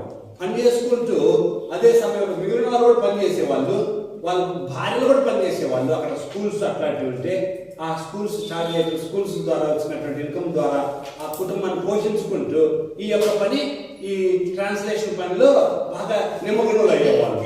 ఓకే, వాళ్ళకి ఫైనాన్షియల్గా సపోర్ట్ కోసం పని చేసుకునేటువంటి వాళ్ళు ఎక్స్ట్రా టైం కేటాయించుకొని ఈ యొక్క ట్రాన్స్లేషన్ పని చేయడం జరిగింది. ఆ తర్వాత కానీ వాళ్ళకి సపోర్ట్ అనేటువంటి ప్రింటింగ్ చేయడానికి వేరే మిషన్ బోర్డుల నుండి సపోర్ట్ అనేటువంటి ఫైనాన్షియల్ సపోర్ట్ వచ్చింది. స్టార్టింగ్ లో వాళ్ళంతటి వాళ్ళే పని చేసుకుని అట్లా చేయటం జరిగింది. Anyway right. కాబట్టి దేవుడు మన మనసులు ఎరిగి సరైన వాళ్ళని లేపుతాడనే పాయింట్ నేను ఇక్కడ మీకు చెప్తా ఉంది. Okay right. ఎస్తేరులో నెహెమ్యా టైంలో ఎజ్రా సహకరించాడు, మలాకి సహకరించాడు. ఆ సమయంలో నెహెమ్యా ఎంత ప్రాకారాలు కట్టే విషయంలో ఆయన ఎంతగా చొరవ తీసుకుంది. ఆయన ఏ మాత్రము ఆ స్థలం విడిచిపెట్టి వెళ్లకుండా పూర్తిగా ఎక్కడే ఉండి, పూర్తి పని అయిపోయిన దాకా ఎక్కడే ఉండి వాళ్ళ మధ్యలో ఒక ఉద్యోగం అనేటువంటి తీసుకొచ్చాడు అనేటువంటిది మనం చూస్తాం. ఆ నెహెమ్యాతో మనకేం కనిపిస్తుంది అంటే పాత నిబంధన ఎండింగ్ వచ్చేస్తుంది. నెహెమ్యాతోనే పాత నిబంధన ఎండింగ్. 444 టైం నెహెమ్యాది 444 BC. ఓకే, ఈ 444 తర్వాత ఒక ప్రవక్తలు ఏమో లేరు. ఓకే, లాస్ట్ ప్రవక్త మలాకి అని చెప్పుకున్నాం కదా. మలాకి ప్రవక్త ఏ టైంలోనే వచ్చాడు, నెహెమ్యా టైంలోనే మలాకి ప్రవక్త. ఓకే, ఇది గుర్తుపెట్టుకోనండి. ఇప్పుడు తర్వాత ప్రవక్త పుస్తకాలు ఉన్నాయి కదా, తర్వాత యోగు, కీర్తన, సామెత, ప్రసంగి, పరమగీతం ఇవి ఉన్నాయి కదా, తర్వాత ప్రవక్త పుస్తకాలు ఉన్నాయని మీకు డౌట్ రావచ్చు. అయితే ఈ 5 పుస్తకాలు ఉన్నాయండి, యోగు, కీర్తన, సామెత, ప్రసంగి, పరమగీతం ఇవన్నీ ఉన్నాయి చూడండి. ఇవన్నీ పద్య కావ్యాలు ఒక చోట పెట్టమని పెట్టేసింది ఇంగ్లీష్ బైబిల్. వీటన్నిటిని ఒక చోట పెడదాము, పద్య భాగం అంతా ఒక చోట పెడదాము అని ఒక చోట పెట్టింది. ఓకే, ఇప్పుడు దాకా చరిత్ర ఇచ్చింది. నెహెమ్యా వరకు అంత చరిత్ర అంత హిస్టరీ. ఆది కాలం నుంచి మొత్తం హిస్టరీ అనేది అంతా. హిస్టరీ తర్వాత ఏం చేసింది, పద్య భాగం అంతా ఒక చోట పెట్టేసేసింది. పద్య భాగం మొత్తం ఒక చోట పెట్టిన తర్వాత ఇంకా తర్వాత ప్రవక్తలు అందరినీ ఒక చోట పెడదాము అని ప్రవక్తలు మొత్తం ఒక చోట ఒక సైడ్ పెట్టేసేసారు. యెషయా నుండి ఇంకా మలాకి వరకు ఒక సైడ్ పెట్టేశారు. ఆ యెషయా నుండి ఇందాక మీకు చెప్పాను, డివైడ్ చేశాను. యెషయా నుండి కొంతమంది చాలా ముందున్న ప్రవక్తలు, కొంతమంది చాలా లో ఉన్న ప్రవక్తలు, కొంతమంది చాలా తరువాత ప్రవక్తలు. Okay right. ఇంతవరకు అర్థమైందా? ఎస్తేర్లో నేను డీటెయిల్గా లోపలికి వెళ్ళటం లేదు, విషయం చెప్పాను నేను మీకు. అక్కడ ఉన్నటువంటి విషయము మీకు ఆ టెక్స్ట్ బుక్లో మీరు చూస్తే అదంతా మీరు ఓవరాల్గా జస్ట్ చూస్తే అర్థమవుతుంది. ఒక్కసారి టెక్స్ట్ బుక్లో మన దీంట్లో రండి, ఒకసారి అక్కడ జస్ట్ కొన్ని విషయాలు చూసి ముందుకు వెళ్దాం. 129వ పేజీ, 129వ పేజీ. చర అనంతరము 3 పుస్తకాలని ఉంది. ఓకే, 538 నుండి 430 టైంలో ఉన్న పుస్తకాలు ఇవి. చర తర్వాత చరిత్ర పుస్తకాలు ఈ 3, ఎజ్రా, నెహెమ్యా, ఎస్తేర్లు అనేటువంటివి. 129వ పేజీలో ఉన్నారా? చూడండి, మొదటిసారి ఎజ్రా, నెహెమ్యా, ఎస్తేర్ అనేవి బైబిల్లోని 3 చరిత్ర పుస్తకాలు రాసింది ఉంది. బబులోను చెర తర్వాత ఓకే జరిగిన చరిత్ర ఇవి. ఎజ్రా కాలంలో హగ్గై, జకర్యాలు ప్రవక్తలుగా పరిచయం చేశారు. 2వ పేరాలో ఉన్నాను నేను. ఓకే, నెహెమ్యా కాలంలో మలాకి ప్రవక్తగా పనిచేశారు. ఎజ్రా, నెహెమ్యాలు సమకాలీకులే. ఓకే, నెహెమ్యా 8లో చూడొచ్చు మనము, సమకాలీన ఒకే సమయంలో ఉన్నారు. ఎజ్రా 6-7 అధ్యాయుల మధ్య చూడండి, నెక్స్ట్ పేరా 57 సంవత్సరాల ఖాళీ సమయంలో ఎస్తేరు గ్రంథము అక్కడ ఇముడుతుంది, సరిపోతుంది అని రాశారు. అక్కడ ఇముడుతుంది. 6-7 అధ్యాయాల మధ్యలో అది అక్కడ పెట్టేయచ్చు. యెరూషలేము నుండి బబులోను చెరలోకి 3 సార్లు వెళ్ళారు. 605, 597, 586. అదే రీతిగా 3 సార్లు తిరిగి వచ్చారు. అది చెప్పాను నేను మీకు. జెరుబ్బాబెలు కింద మొదటిసారి వచ్చారు, ఆ సమయంలో దరిదాపుగా 49,600 చిల్లర వచ్చారు. 2వసారి 458లో ఎజ్రా నాయకత్వంలో తిరిగి వచ్చారు, దాదాపు 2,000 మంది వచ్చారు. 3వసారి నెహెమ్యా కింద తిరిగి వచ్చారు, పట్టణాల గోడలు కట్టడానికి, యెరూషలేము గోడలు కట్టడానికి. Okay right. ఇక్కడ ఉన్నటువంటి చరిత్ర ఎజ్రా టైంలో మొదటిసారి వచ్చినప్పుడు దేవాలయం కట్టడము. ఓకే, అదే రీతిగా 62వ భాగంలోనేమో ప్రజలు అందరూ ఆధ్యాత్మికంగా బలపరచబడటం అది మనం చూస్తాము. వాళ్ళు తిరిగి వస్తారు అనేటువంటిది ఇర్మియాలో 25వ అధ్యాయము 11-12 వచనాలు. ఓకే చూడండి, ఒకసారి రిఫరెన్స్ చూడండి. తిరిగి దేవుడు రప్పిస్తాడు అనేటువంటిది, వాళ్ళు తిరిగి వస్తారని ఇర్మియా ముందే ప్రవచించాడు. ఇర్మియా 25, 11-12. ఇంకొకరు ఇర్మియా 29, 10 నుండి 14. 2 వచనాలు చదవండి. 2 వాక్య భాగాలు. ఈ దేశమంతయు ఆ, పాడుగాను నిర్జనముగాను ఉండును.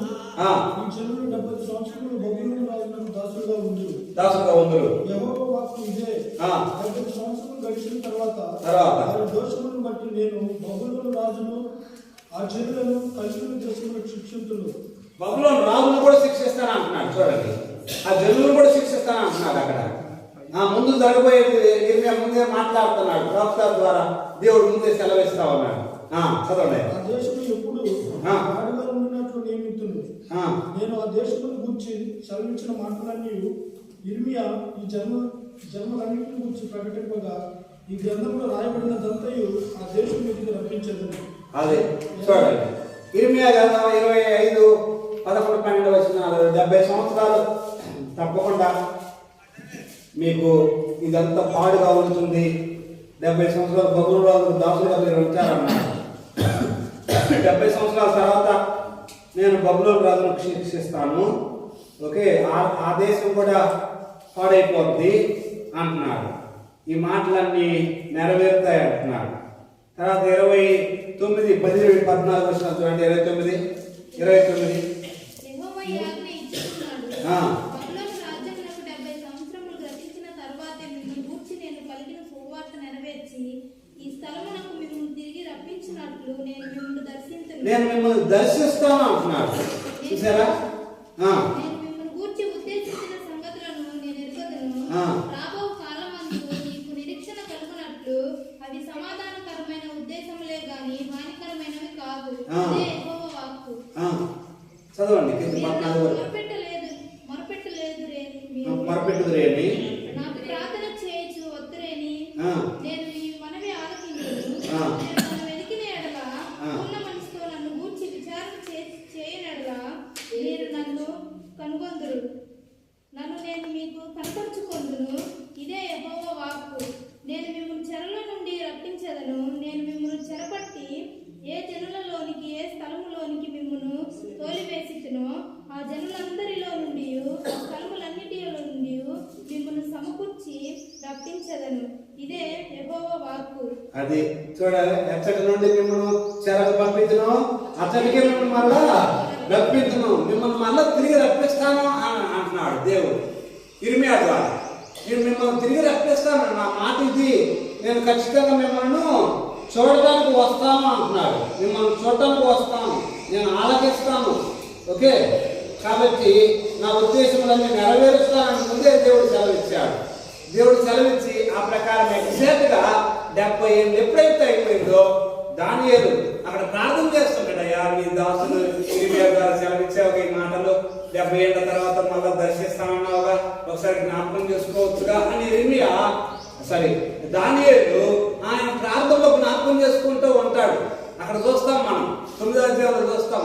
నువ్వు సెలవిచ్చిన మాట నువ్వు మళ్ళీ తిరిగి రప్పిస్తానన్నావయ్యా, నా జనులు ఎక్కడ ఉన్నారయ్యా, తిరిగి దేశం వెళ్ళకూడదు అని చెప్పేసి దానియేలు అక్కడ శరలో ఉన్నాడని చెప్పేసి ఇందాక ప్రవక్తలు ఇద్దరు హెజ్కేలు దానియేలు అక్కడ ప్రార్థన చేస్తుంటాడు. ఈ వాక్యం ఎత్తిపట్టి ప్రార్థన చేస్తుంటాడు. కాబట్టి మీరు వాక్యం ఎత్తిపట్టి ప్రార్థన చేయడం అనేది అలవాటు చేసుకోవాలి. అయ్యా, నీ వాక్యం ఇది కదా, నీ వాక్యం ఇది కదా. కొన్ని వాగ్దానాలు ఉన్నాయి చూడండి, ఆ వాగ్దానాలు పట్టుకొని నీ వాక్యం ఇది కదా నాయన, నీ వాక్యం నేను నమ్ముతున్నానయ్యా, నాకు సహాయం చేయ అని ఆ వాగ్దానాలు ఎత్తిపట్టి మీరు ప్రార్థన చేయడం నేర్చుకోనండి. దేవుడు మీ జీవితాలలో అద్భుతాలు చేస్తాడు, మేలు చేస్తాడు. ఆయన వాగ్దానాలు ఎత్తిపట్టి ప్రార్థన చేయడం. దానియేలు ఎప్పుడైతే అట్లా ప్రార్థన చేశాడో దేవుడు జరగబోయేది మొత్తం ఆయన చూపిస్తాడు. కిందకు వస్తే మీరు రాదు. Next page. ఈ పుస్తకాల సారాంశం కింది చెప్పవచ్చు. ఈ కింది వాటిని చేయడం దేవుడు మేషకు వంశా ప్రకారం చెర నుండి యూదులను యెరూషలేముకు తిరిగి రప్పిస్తున్నాడు. ఎందుకట? దైవారాధన పునఃస్థాపించడానికి, దేవాలయాన్ని తిరిగి కట్టడానికి, పట్టణ గోడలు బాగు చేయడానికి, ప్రజలను పునరుద్ధరించడానికి. బబులోనులో విగ్రహారాధన నుండి యూదులు తప్పించబడినప్పటికీ వారు ఇంకా యెహోవాకు సంపూర్ణ విధేయులు కాలేదని ఈ పుస్తకాలు కళ్ళకు కట్టినట్టు చూపిస్తున్నవి. తిరిగి వచ్చారా? తిరిగి వచ్చి మనం చూస్తాం ఎజ్రాలో, నెహెమ్యాలో, వాళ్ళు మలాకీలోను ఏం చూస్తాం? ప్రజలు దేవునికి ఇవ్వాల్సిన దశమ భాగాలు ఇవ్వట్లేదు. మలాకీలో పాయింట్ అదే. మీరు ఎందుకు దేవుని దగ్గర దొంగతనం చేస్తున్నారు అంటాడు. మేము ఎప్పుడు దొంగతనం చేసామంటే మీరు దేవుడికి ఇవ్వాల్సింది ఇవ్వకుండా మీరు మీరు పిడికిలు బిగిస్తూనే వస్తారు కదా అంటాడు. అది చూడండి, వాళ్ళు ఆ బబులోనికి వెళ్ళినప్పటికీ తిరిగి వచ్చినప్పటికీ మరలా మనిషిలో మార్పు అనేటువంటిది ఉండదు. భవిష్యత్తులో ఇదే జరగబోతుంది. 1000 ఏళ్ళ పరిపాలన యేసుప్రభువు వారు పరిపాలన చేస్తారా భూమి మీద. 1000 ఏళ్ళ పరిపాలన చేసిన ఆ తర్వాత గోగు మాగోగు యుద్ధం జరుగుతుంది. ఏంటి? గోగు మాగోగు యుద్ధం. ఈ గోగు మాగోగు యుద్ధంలో సాతాను ఎవరిని మోసం చేస్తాడు? చాలా మందిని మోసం చేస్తాడు. 1000 ఏళ్ళు ఎక్కడున్నారు ఈ జనం? యేసుప్రభువు వారి పరిపాలన ఉన్నారు కదా. యేసుప్రభువు వారి వాళ్ళని పరిపాలన చేసింది 1000 ఏళ్ళు. 1000 ఏళ్ళు యేసుప్రభువు వారి పరిపాలనలో ఉండి కూడా 1000 ఏళ్ళు భూమి మీద అసలు హానికరమైనది ఏది ఉండదు. మిడిన పుట్ట మీద పసిపిల్లలు ఆడుకోవటం, ఆ సింహము ఆ ఆవులు కలిసి గడ్డి మేయటం, ఇదంతా జరుగుతుంది. భూమి మీద వాతావరణం అంతా చాలా ఆహ్లాదకరంగా ఉంటుంది. అంటే భూమి మీద ఏదైనా తోటలో ఉన్న వాతావరణం ఉంటుంది. నేను గాలి సముద్రం పెరుగుతుంటారు, 900 ఏళ్ళ పైబడి పెరుగుతూ ఉంటారు.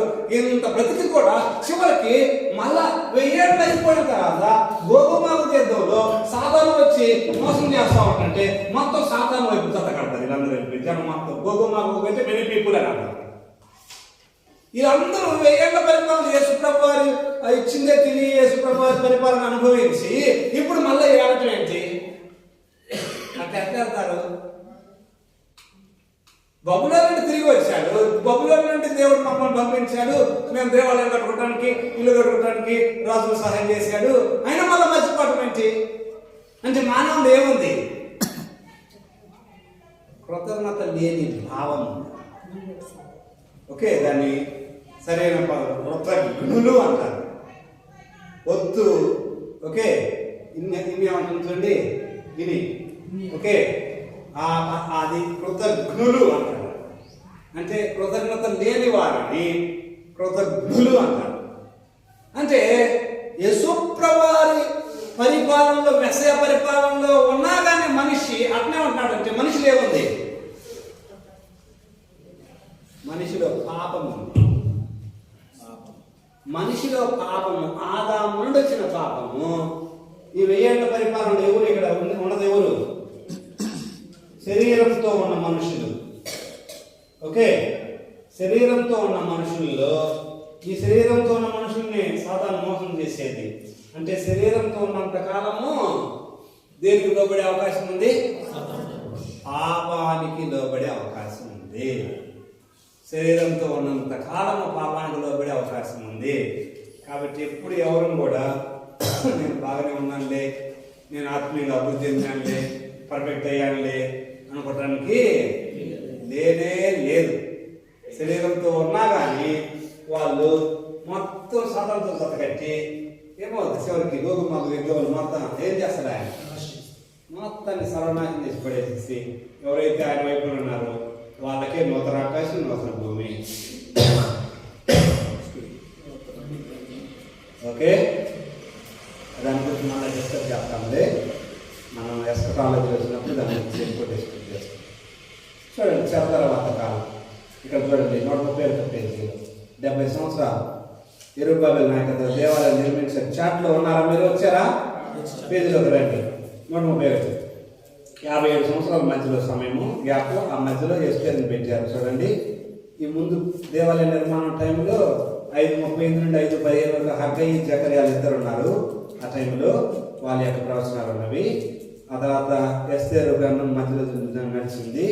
ఆ తర్వాత ఎజ్రా వచ్చిన తర్వాత ప్రజలను పునర్నిర్మించాడు. ఓకే, 7 నుండి 12 అధ్యాయాలు. అది 12 సంవత్సరాల విరామం ఉంది. 12 సంవత్సరాల గ్యాప్ తర్వాత నెహమ్యా వస్తాడు. నెహమ్యా వచ్చిన తర్వాత 456 వరకు ఎజ్రా ఉంటాడు. అదే టైంలో నెహమ్యా వచ్చిన టైంలో కూడా ఉంటాడు ఎజ్రా.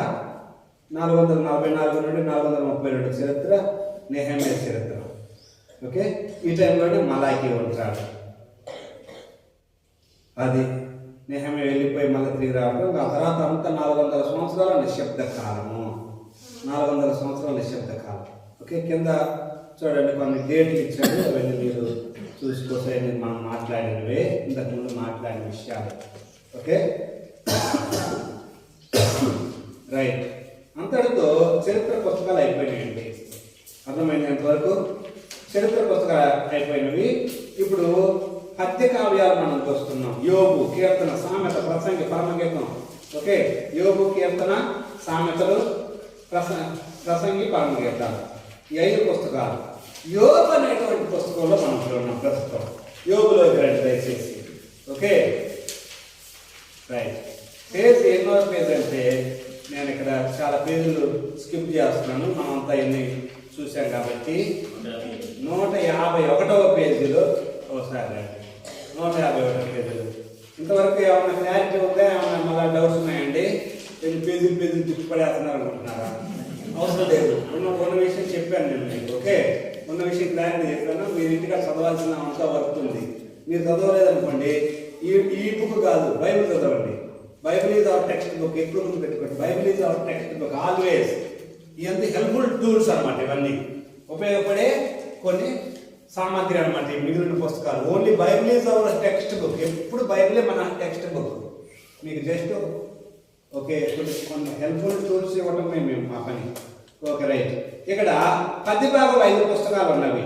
5 యోగుని ఇక్కడ ఎందుకు తీసుకొచ్చి పెట్టినట్టు? యోగు ఈ టైంలో వాడు కాదు అసలు. యోగు అబ్రహాం టైంలో వాడు. యోగు అబ్రహాం టైంలో వాడు. అబ్రహాం టైంలో ఎలాగా ఉంటుందో యోగు టైంలో కూడా అట్లే ఉంది పరిస్థితి అంతా. యోగు ఆస్తి అంతా ఎట్లా గొడవపడింది ఒకసారి అక్కడ యోగు గ్రంథంలో ఉంటుంది. ఇన్ని ఒంట్లు ఉన్నాయి, ఇన్ని గొర్రెలు ఉన్నాయి, ఇన్ని మేకలు ఉన్నాయి, ఇన్ని పశువులు ఉన్నాయి అంటాడు. మొత్తం లెక్కలేస్తుంటాడు కదా.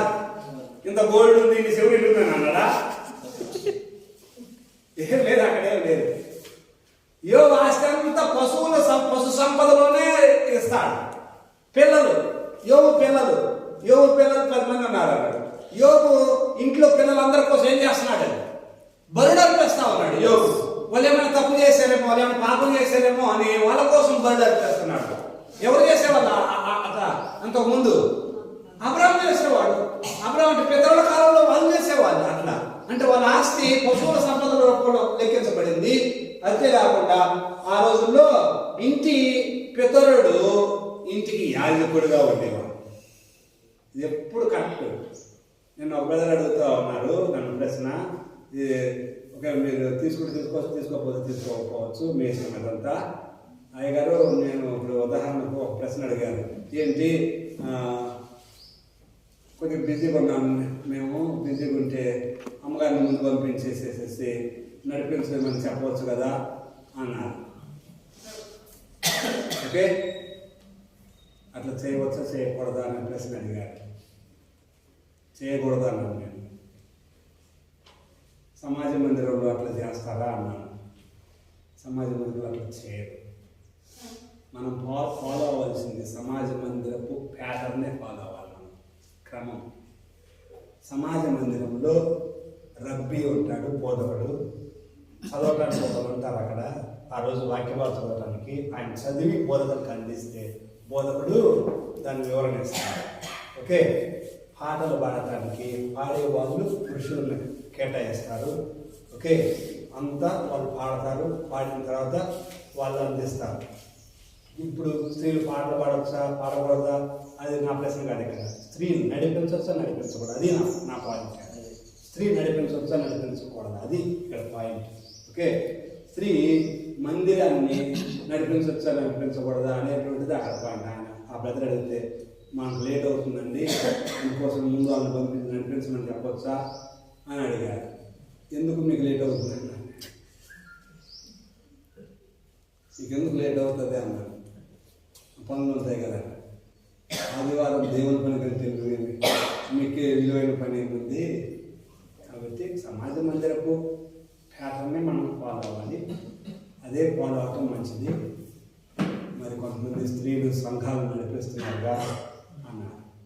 వాళ్ళకి ప్రస్తుతానికి పురుషులు లేకపోవచ్చు చర్చిని నడిపించేవాళ్ళు. కానీ వాళ్ళు ఏమి ప్రార్థన చేయాలంటే ఈ చర్చిని నడిపించడానికి ఒక పురుషుని ప్రభా అదే క్రమం అని నేను ఎరిగాను అని ప్రార్థన చేయాలి. వాళ్ళు ప్రార్థన చేస్తూ ఉన్నట్టు దేవుడు ఒక టయానికి వాళ్ళ పిల్లలను మరి సంఘంలో బాగా దేవుళ్ళు బలపడిన ఒక వ్యక్తిను లేపుతాడు దేవుడు. అంతవరకు వేచి ఉండాలి, దానికోసం ప్రార్థన చేయాలని చెప్పండి. స్త్రీ మా భార్య నిలబెట్టి చర్చిలో వాక్యం చెప్పించా అన్నాడు ఆ బ్రదర్. చెప్పించకూడదు అన్నాడు. ఎందుకంటే స్త్రీలు ఉంటే చెప్పించండి, అంత స్త్రీలైతే. పురుషులు ఉంటే మటుకు అట్లా చెప్పించకండి, క్రమం కాదన్నాడు. నేను ఇక్కడ మీరు దయచేస్తున్నాను, అపార్థం చేసుకోవద్దండి. ఇది బైబిల్ క్రమం నేను చెప్తా ఉన్నాను. మనం ఫాలో అయ్యేది ఇశ్రాయేల్ క్రమం. ఇశ్రాయేల్ క్రమం ఏంటంటే పేట్రియార్కల్ పాలసీ అంటారు. ఇంటిలో యాజకత్వం చేసేది పురుషుడే. ఇంటిలో అందరి కోసం బలర్పించేది పురుషుడే. పితరుల కాలం నేను చెప్తున్నా, పితరుల కాలం ఆ బాధ్యత తల్లి తీసుకోవాలి, ఎప్పుడు తీసుకోవాలి. ఆ బాధ్యత తల్లి ఎప్పుడు తీసుకోలేదు. ఎందుకంటే అది దేవుడు తన స్వరూపంలో మొదట సృష్టించినటువంటి ఆదాముకి ఇచ్చాడు. ఆ పితరునికి ఇచ్చాడు, ఆ బాధ్యత ఇచ్చాడు ఆయన. ఆ పితరుడు ఏం చేయాలనో అంత ఇచ్చేసాడు కాబట్టి అదే క్రమము సమాజ మందిరంలోకి వచ్చేసేసి ఆ సమాజ మందిరంలో కూడా అదే క్రమం పాటిస్తూ ఉంటారు. అందుకోసమని మనం ఆ క్రమము పాటించడం మంచిది. ఎనివే, ఇక్కడ యోబు గురించి మనం మాట్లాడుతున్నాము. చూడండి, యోబు ఆయనకున్న ఆస్తి చూస్తే 1వ అధ్యాయం చూడండి, యోబు గ్రంథంలో దయచేసి ఆస్తి గురించి మాట్లాడతారు. యోబు ఆ దేశంలో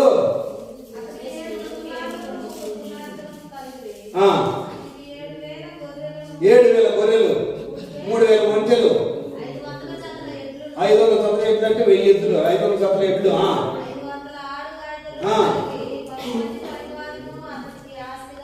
3,000 ఒంటెలు. అంటే ఒంటెల వ్యాపారం ఏంటంటారు? ఒంటెల మీద ఏందంటున్నారు వాళ్ళకి? ఒంటెల మీద అంటే ఎక్కువ దూర ప్రాంతాలు ప్రయాణం కదా, ఒక ప్రాంతం నుండి ఇంకో ప్రాంతానికి ప్రయాణం. ఎందుకంటే అంత వ్యాపారం రీత్యా ఒంటెలు వాడుకుంటారు వాళ్ళు ప్రయాణం. ఆ రోజుల్లో ఇప్పుడు మోటార్ సైకిల్స్ లేవు, కార్లు లేవు లేవు కాబట్టి అదంతా ఎడారి ప్రాంతం, వాళ్ళు నివసించే ప్రాంతం ఎడారి ప్రాంతం. ఎడారి ఓడ అంటారు, అందుకోసం ఒంటెని ఎడారి ఓడ అంటారు. ఓకే, కాబట్టి ఒంటెలు ఆ ప్రాంతం ప్రయాణానికి చూడండి ఎన్ని ఒంటెలు? 3,000 ఒంటెలు ఉన్నాయట. 3,000 ఒంటెలు అంటే ఇంకా చూడండి 1,500 జతల ఎడ్లు. 500 జతల ఎడ్లు అంటే 500 జతల ఎడ్లు అంటే ఒక జత ఎన్ని ఎకరాలు దొరుకుతుంది భూమి? ఒక జత దరిదాపు 10 ఎకరాలు చేయొచ్చు కదండి. 10 ఎకరాలు ఒక జత ఎడ్లతో వ్యవసాయం చేయొచ్చు. 10 ఎకరాల వ్యవసాయం ఒక జత ఎడ్లతో చేయొచ్చు. అంటే 500 జతలు ఉన్నాయంటే 500 అంటే 10 తక్కువ వేసుకుంటే ఎన్ని ఎకరాలు ఉన్నాయనుకో? 5,000 ఎకరాల భూమి ఉంది. చాలా విశాలమైనటువంటి 5,000 ఎకరాల భూమి అటు ఇటుగా. అంటే ఎక్కువ ఉన్నాయనుకో. ఉదాహరణకు సపోజ్ 2 జతలు ఉన్నాయనుకోండి, ఇట్లు 25 ఎకరాలు చేయొచ్చు. జతలు పెరిగిపోతే ఎక్కువ చేయొచ్చు. మీకు తెలుసులేదు అంటే చేసే కలిసి ఏమవుతుంది? బలం పెరుగుతుంది కదా. 4 కలిసి ఏమవుతుంది? బలం పెరుగుతుంది. ఒక్కడు చేసే పని 4 చేసే పని తేడా ఉంటుందా ఉండదా? 4 చేసే పని ఎక్కువ అవుతుంది పని. అదే రీతిగా 500 జతల ఎడ్లు ఉన్నాయంటే ఆయనకు తక్కువ 5,000 ఎకరాల భూమి ఉంది. తక్కువ 5,000 ఎకరాలు. కానీ నేను అనుకుంటాను ఒక 10,000 ఎకరాల భూమి ఉండే ఉంటుంది. 10,000 ఎకరాల భూమి, అన్ని జతల ఎద్దులు, ఆడగాడిదలు. గాడిదలు ఎందుకు? గాడిదలు ఏ పని ఏంటి? వ్యవసాయం చేస్తాయి గాడిదలు. బరువులు అంటే సామాన్ అవసరం కోసంకి షిఫ్టింగ్ అన్నమాట. బరువులన్నీ మోయటానికి ఈ పని వాళ్ళు మొత్తం మరి వాళ్ళు ఇక్కడి నుంచి ఇంకోసోట టెంట్లు వేయాలి, అక్కడ నుంచి ఇంకోసారి టెంట్లు వేయాలి. అంటే టెంట్ సామాన్లు ఉంటుంది కదా, ఆ సామాన్లు మొత్తం వాటి ప్రయాసంగా తీసుకుపోతారు. ఒంటెల మీదేమో వాళ్ళ ప్రయాణం. ఓకే, అట్లా వాళ్ళ గొర్రెలు, ఒంటెలు, ఎద్దులు, ఇదంతా చాలా ఆస్తి. ఇదంతా ఆస్తి చూస్తే అబ్రహాం టైంలో ఉన్నట్టు ఆ రీతిగా లెక్కించబడింది. అందుకోసమని ఈ యోబు యొక్క చరిత్రను ఏమంటారంటే అబ్రహాం టైంలో జరిగిన చరిత్ర అంటారు. ఇంకా ఇక్కడ ఏమంటుందంటే ఒక రెఫరెన్స్ ఒకసారి చూడండి, 1:17 చూడండి. యోబు గ్రంథం 1:17.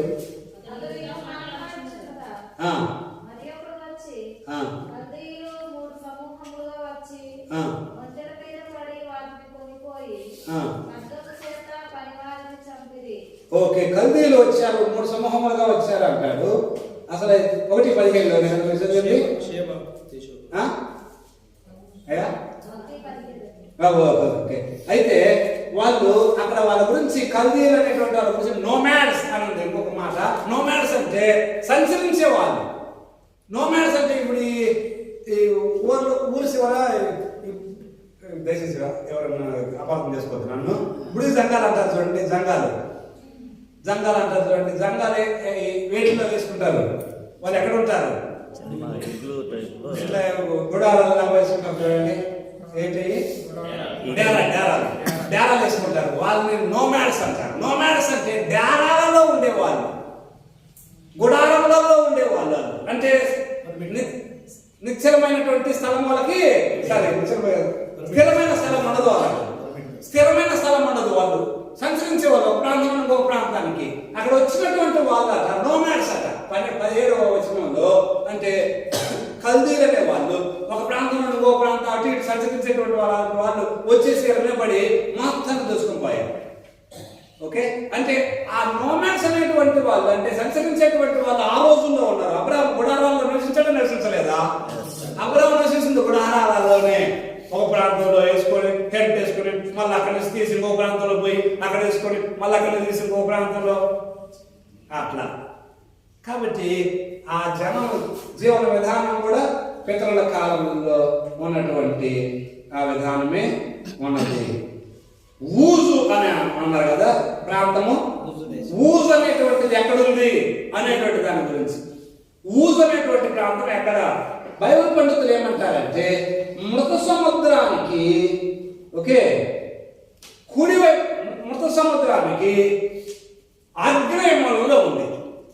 అది మృత సముద్రానికి ఆగ్నేయ మూలం సౌత్ ఈస్ట్ అంటారు. ఇది సౌత్ ఈస్ట్ కదా, ఇది ఈస్ట్, ఇది సౌత్. ఈ మూల ఆగ్నేయ మూల, ఇది ఆగ్నేయ మూల. ఓకే, ఈ మూల ఓకే సౌత్ ఈస్ట్ మూల అన్నారు. అంటే మృత సముద్రానికి ఆగ్నేయ మూలలో ఈ ఊజు దేశం అనేటువంటి మృత సముద్రానికి ఆగ్నేయ మూలలో అంటే అర్థమైందంటే ఏదో ముందు చూడండి, ఒకసారి చూడండి మీకు బైబిల్లో మ్యాప్ చూడండి, వెనక్కి వచ్చేసి మ్యాప్ చూడండి. మ్యాప్ చూస్తే కొద్దిగా క్లారిటీ వస్తుంది.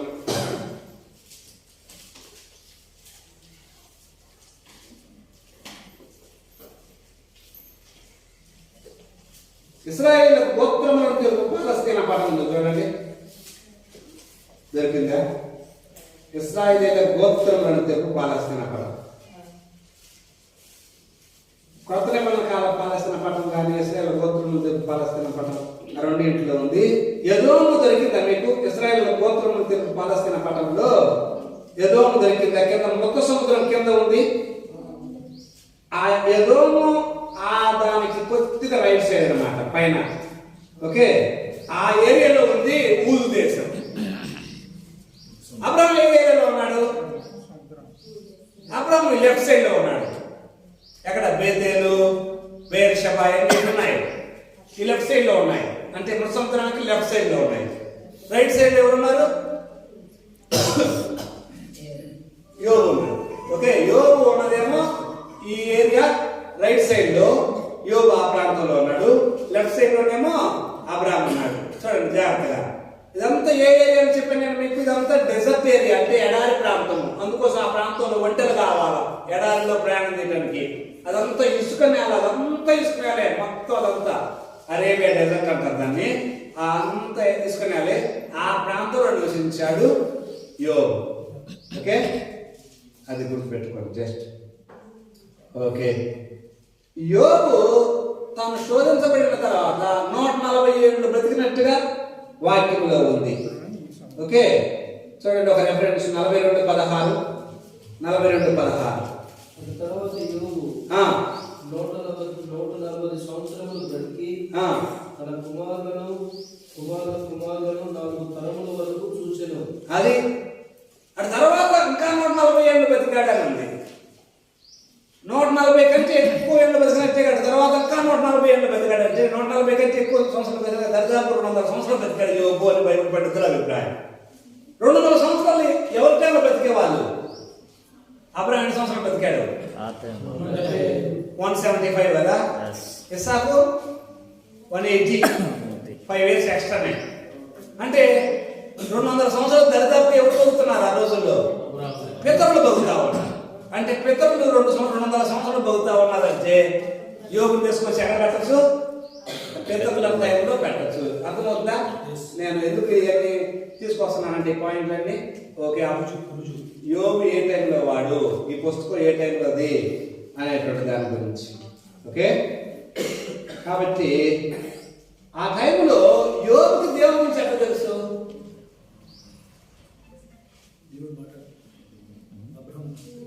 మెల్కీసెదెకుకు తెలుసా తెలియదు దేవుని గురించి? మెల్కీసెదెకు ఎవరు? మెల్కీసెదెకు షాలేము రాజు కదా. అదే అదే సమయంలో యాజకుడు కదా. మెల్కీసెదెకు షాలేముకు రాజు, యాజకుడు. ఏ టైంలో ఉన్నాడు? అబ్రహాం టైంలో ఉన్నాడు. అంటే ఆ రోజుల్లో దేవుడు అక్కడక్కడ జనానికి తను ప్రత్యక్షపరుచుకునేవాడు. అర్థమవుతుందా? ఈ అబ్రహాం ఎక్కడ ఉన్నాడు? ఊర్లో ఉన్నాడు. అంటే మెసొపొతామియాలో ఉన్నప్పుడు తను ప్రత్యక్షపరుచుకున్నాడా లేదా? అంటే చాలా దూరంలో ఉన్నటువంటి అబ్రహాంకు దేవుడు ప్రత్యక్షపరుచుకున్నాడు. అదే సమయంలో ఎక్కడ ఉన్న మెల్కీసెదెకుకు దేవుడు తను ప్రత్యక్షపరుచుకున్నాడు. అదే సమయంలో ఊజు దేశంలో ఉన్నటువంటి యోగుకి దేవుడు తాను ప్రత్యక్షపరుచుకున్నాడు. అంటే భూమి మీద దేవుడు అక్కడక్కడ జనులకు తాను ప్రత్యక్షపరుచుకుంటూ ఉన్నాడు అనేటువంటిది మనకు అర్థమవుతుంది. ఆ రోజుల్లో మోషే వచ్చిన తర్వాత ధర్మశాస్త్రం అనేటువంటిది అంత తర్వాత సంగతి, అంత తర్వాత 400 ఏళ్ళ తర్వాత, అదంత తర్వాత స్టోరీ, 400 ఏళ్ళ తర్వాత. కానీ ఈ టైంలో అంటే నోవహు కుమారుల ద్వారా, షేము కుటుంబంలో చూసినటువంటి వాళ్ళ ద్వారా ఆ తర్వాత ఆ జనానికి దేవుడు తాను డైరెక్ట్ గా ప్రత్యక్షపరుచుకుంటున్నాడు. అట్లానే అబ్రహాము ప్రత్యక్షపరుచుకున్నాడు, మెల్కీసెదెకు ప్రత్యక్షపరుచుకున్నాడు. అదే రీతిగా ఇప్పుడు యోగుకి తాను ప్రత్యక్షపరుచుకున్నాడు. ఎవరైనా వీడియో తీసారయ్యా? జస్ట్ త్వరగా తీయండి, ఒక నిమిషం. రైట్, ఇంకేమైనా డౌట్ ఉందా దీంట్లో? కాబట్టి ఈ పుస్తకంలో కూడా ఎల్ షద్దాయ్ అనేటువంటి మాట, షద్దాయ్ అంటే ఆల్మైటీ, సర్వోన్నతులైన దేవుడు అనేటువంటిది ఎక్కువ సార్లు వాడబడింది. ఓకే, ఈ యోగ గ్రంథంలోనే 31 సార్లు వాడబట్టడం జరిగింది. సర్వోన్నతులైన దేవుడు అంటే సర్వశక్తివంతుడైన దేవుడు అనేటువంటి మాట. ఇది మనకు పాత నిబంధనలో పితరుల కాలంలో ఎక్కువగా వాడబడిన మాట. ఓకే, ఇప్పుడు ఒక రెఫరెన్స్, 2 రెఫరెన్స్ రాసుకోండి. ఎహెజ్కేలు 14:14 చూడండి. ఎహెజ్కేలు 14:14, యాకోబు 5:11. ఈ 2 రెఫరెన్స్ అని మనం ఇప్పుడు చేద్దాం. ఎహెజ్కేలు 14:14, యాకోబు 5:11. నోవాహును, దానియేలును, యోగును ఈ ముగ్గురు అతి దేశములో నిండను. వారు తమ నీతి చేత తమను మాత్రమే రక్షించుకుందరు. ఇదే ప్రభువు యెహోవా వాక్కు.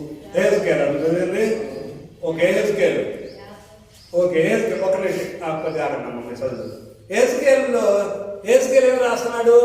ఏస్కేలు ఎప్పుడు ఇందాక చెప్పేసి చెరలో ఉన్న ప్రవక్త చెప్పే గుర్తుందా? ఏస్కేలు చెరలో ఉన్న ప్రవక్త అంటే దరిదాపుగా చెరలో ఉన్నప్పుడు రాస్తా ఉన్నాడు. అంటే 586 ఆ మధ్యలో ఇంకా చెర నుండి తిరిగి రాకమనిపి 535 తిరిగి వచ్చాడు. తిరిగి రాకమనిపి అక్కడ రాస్తున్నాడు. ఎప్పుడు ఎవరి గురించి రాస్తున్నాడు? ఎవరెవరు అక్కడ చదివింది? దానియేలు, యోగు, నోవహు. నోవహు ముందున్నవాడు, యోగు తర్వాత ఉన్నవాడు దానియేలు. వీళ్ళందరూ ఉన్నా కానీ దేశాన్ని నేను మాత్రం, వాళ్ళు ప్రార్థన చేసిన దేశాన్ని మాత్రం క్షమించేది లేదు అంటున్నాడు దేవుడు. అది పాఠం. వాళ్ళు తమ్మటుకు తాము రక్షించుకుంటారు కానీ, కాపాడుకుంటారు కానీ ఈ దేశాన్ని మాత్రం నేను వదిలిపెట్టేది లేదు అంటున్నాడు. అంటే వాళ్ళ ముగ్గురు, యోగు నీతిపరుడు, నోవహు నీతిపరుడు, దానియేలు నీతిపరుడు. అంటే ఏమి? యోగుని హిస్టారికల్ పర్సన్ అని ప్రూవ్ చేస్తుంది. అది పాయింట్. నా పాయింట్ అది. యోగు అనే వ్యక్తి చరిత్రలో ఉన్న వ్యక్తి అనేటువంటిది ఆ వాక్యం రుజువు చేస్తుంది. ఇప్పుడు యాకోబు 5:11.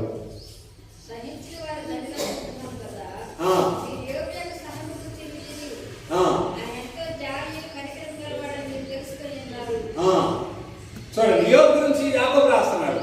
యోబు గురించి ఏం రాస్తున్నాడంటే, ఇదిగో యోబు ఒకప్పుడు ఉన్నాడు, సహించాడు, బాగా సహించాడు అని చెప్పేసి యోబు గురించి రాస్తున్నాడు. యాకోబు అంటే యోబు చరిత్రలో ఉన్నట్టుగా మనకు రెఫరెన్స్ అదొక ఆధారం. కాబట్టి యోబు అనేటువంటిది చరిత్ర పుస్తకము, యోబు చారిత్రకము ఉన్న వ్యక్తి అనేటువంటిది ఈ రెఫరెన్స్ ద్వారా మనకు అర్థమవుతుంది. ఓకే, ఇంతవరకు క్లియరేనా? కాబట్టి యోబు అనేటువంటిది గ్రంథము పితరుల కాలం నాటిది. ఓకే, కాబట్టి ఈ యోబు గ్రంథంలో ఒక ఈ స్నేహితులు ఉంటారు చూడండి, ఆ స్నేహితులు వచ్చి స్నేహితులతో ఆయన మధ్యలో జరిగిన సంభాషణ, చివరికి ఇంకొక మంచి స్నేహితుడు ఎలీహు అనేటువంటి ఆయనతో జరిగిన సంభాషణ, ఇవన్నీ విశ్వాసం చూద్దాము, న్యూ ఇయర్ చూద్దాం. చదువుతున్న ప్రభావ మీకు వందనాలు, స్తోత్రాలు. చరిత్ర పుస్తకాలు, సత్యం, మధ్య కావ్యాలు ఇవి కూడా చారిత్రకంగా నెరవేరినవి. వీటిలో ఏది ఊహను బట్టి కలిగించిన కథలు కాదు, మీరు మాకు రాయించిన పుస్తకాలు. మేము నేర్చుకున్న సంగతులు ఎంతో జాగ్రత్తగా మా జీవితంలో పాటించుటకు మీరు మాకు నేర్పమని సహాయం చేయమని నెక్స్ట్ చేసిన మీరు తోడు నడిపించమని ప్రభు యేసు క్రీస్తు నామమున ప్రార్థిస్తున్నాము తండ్రి.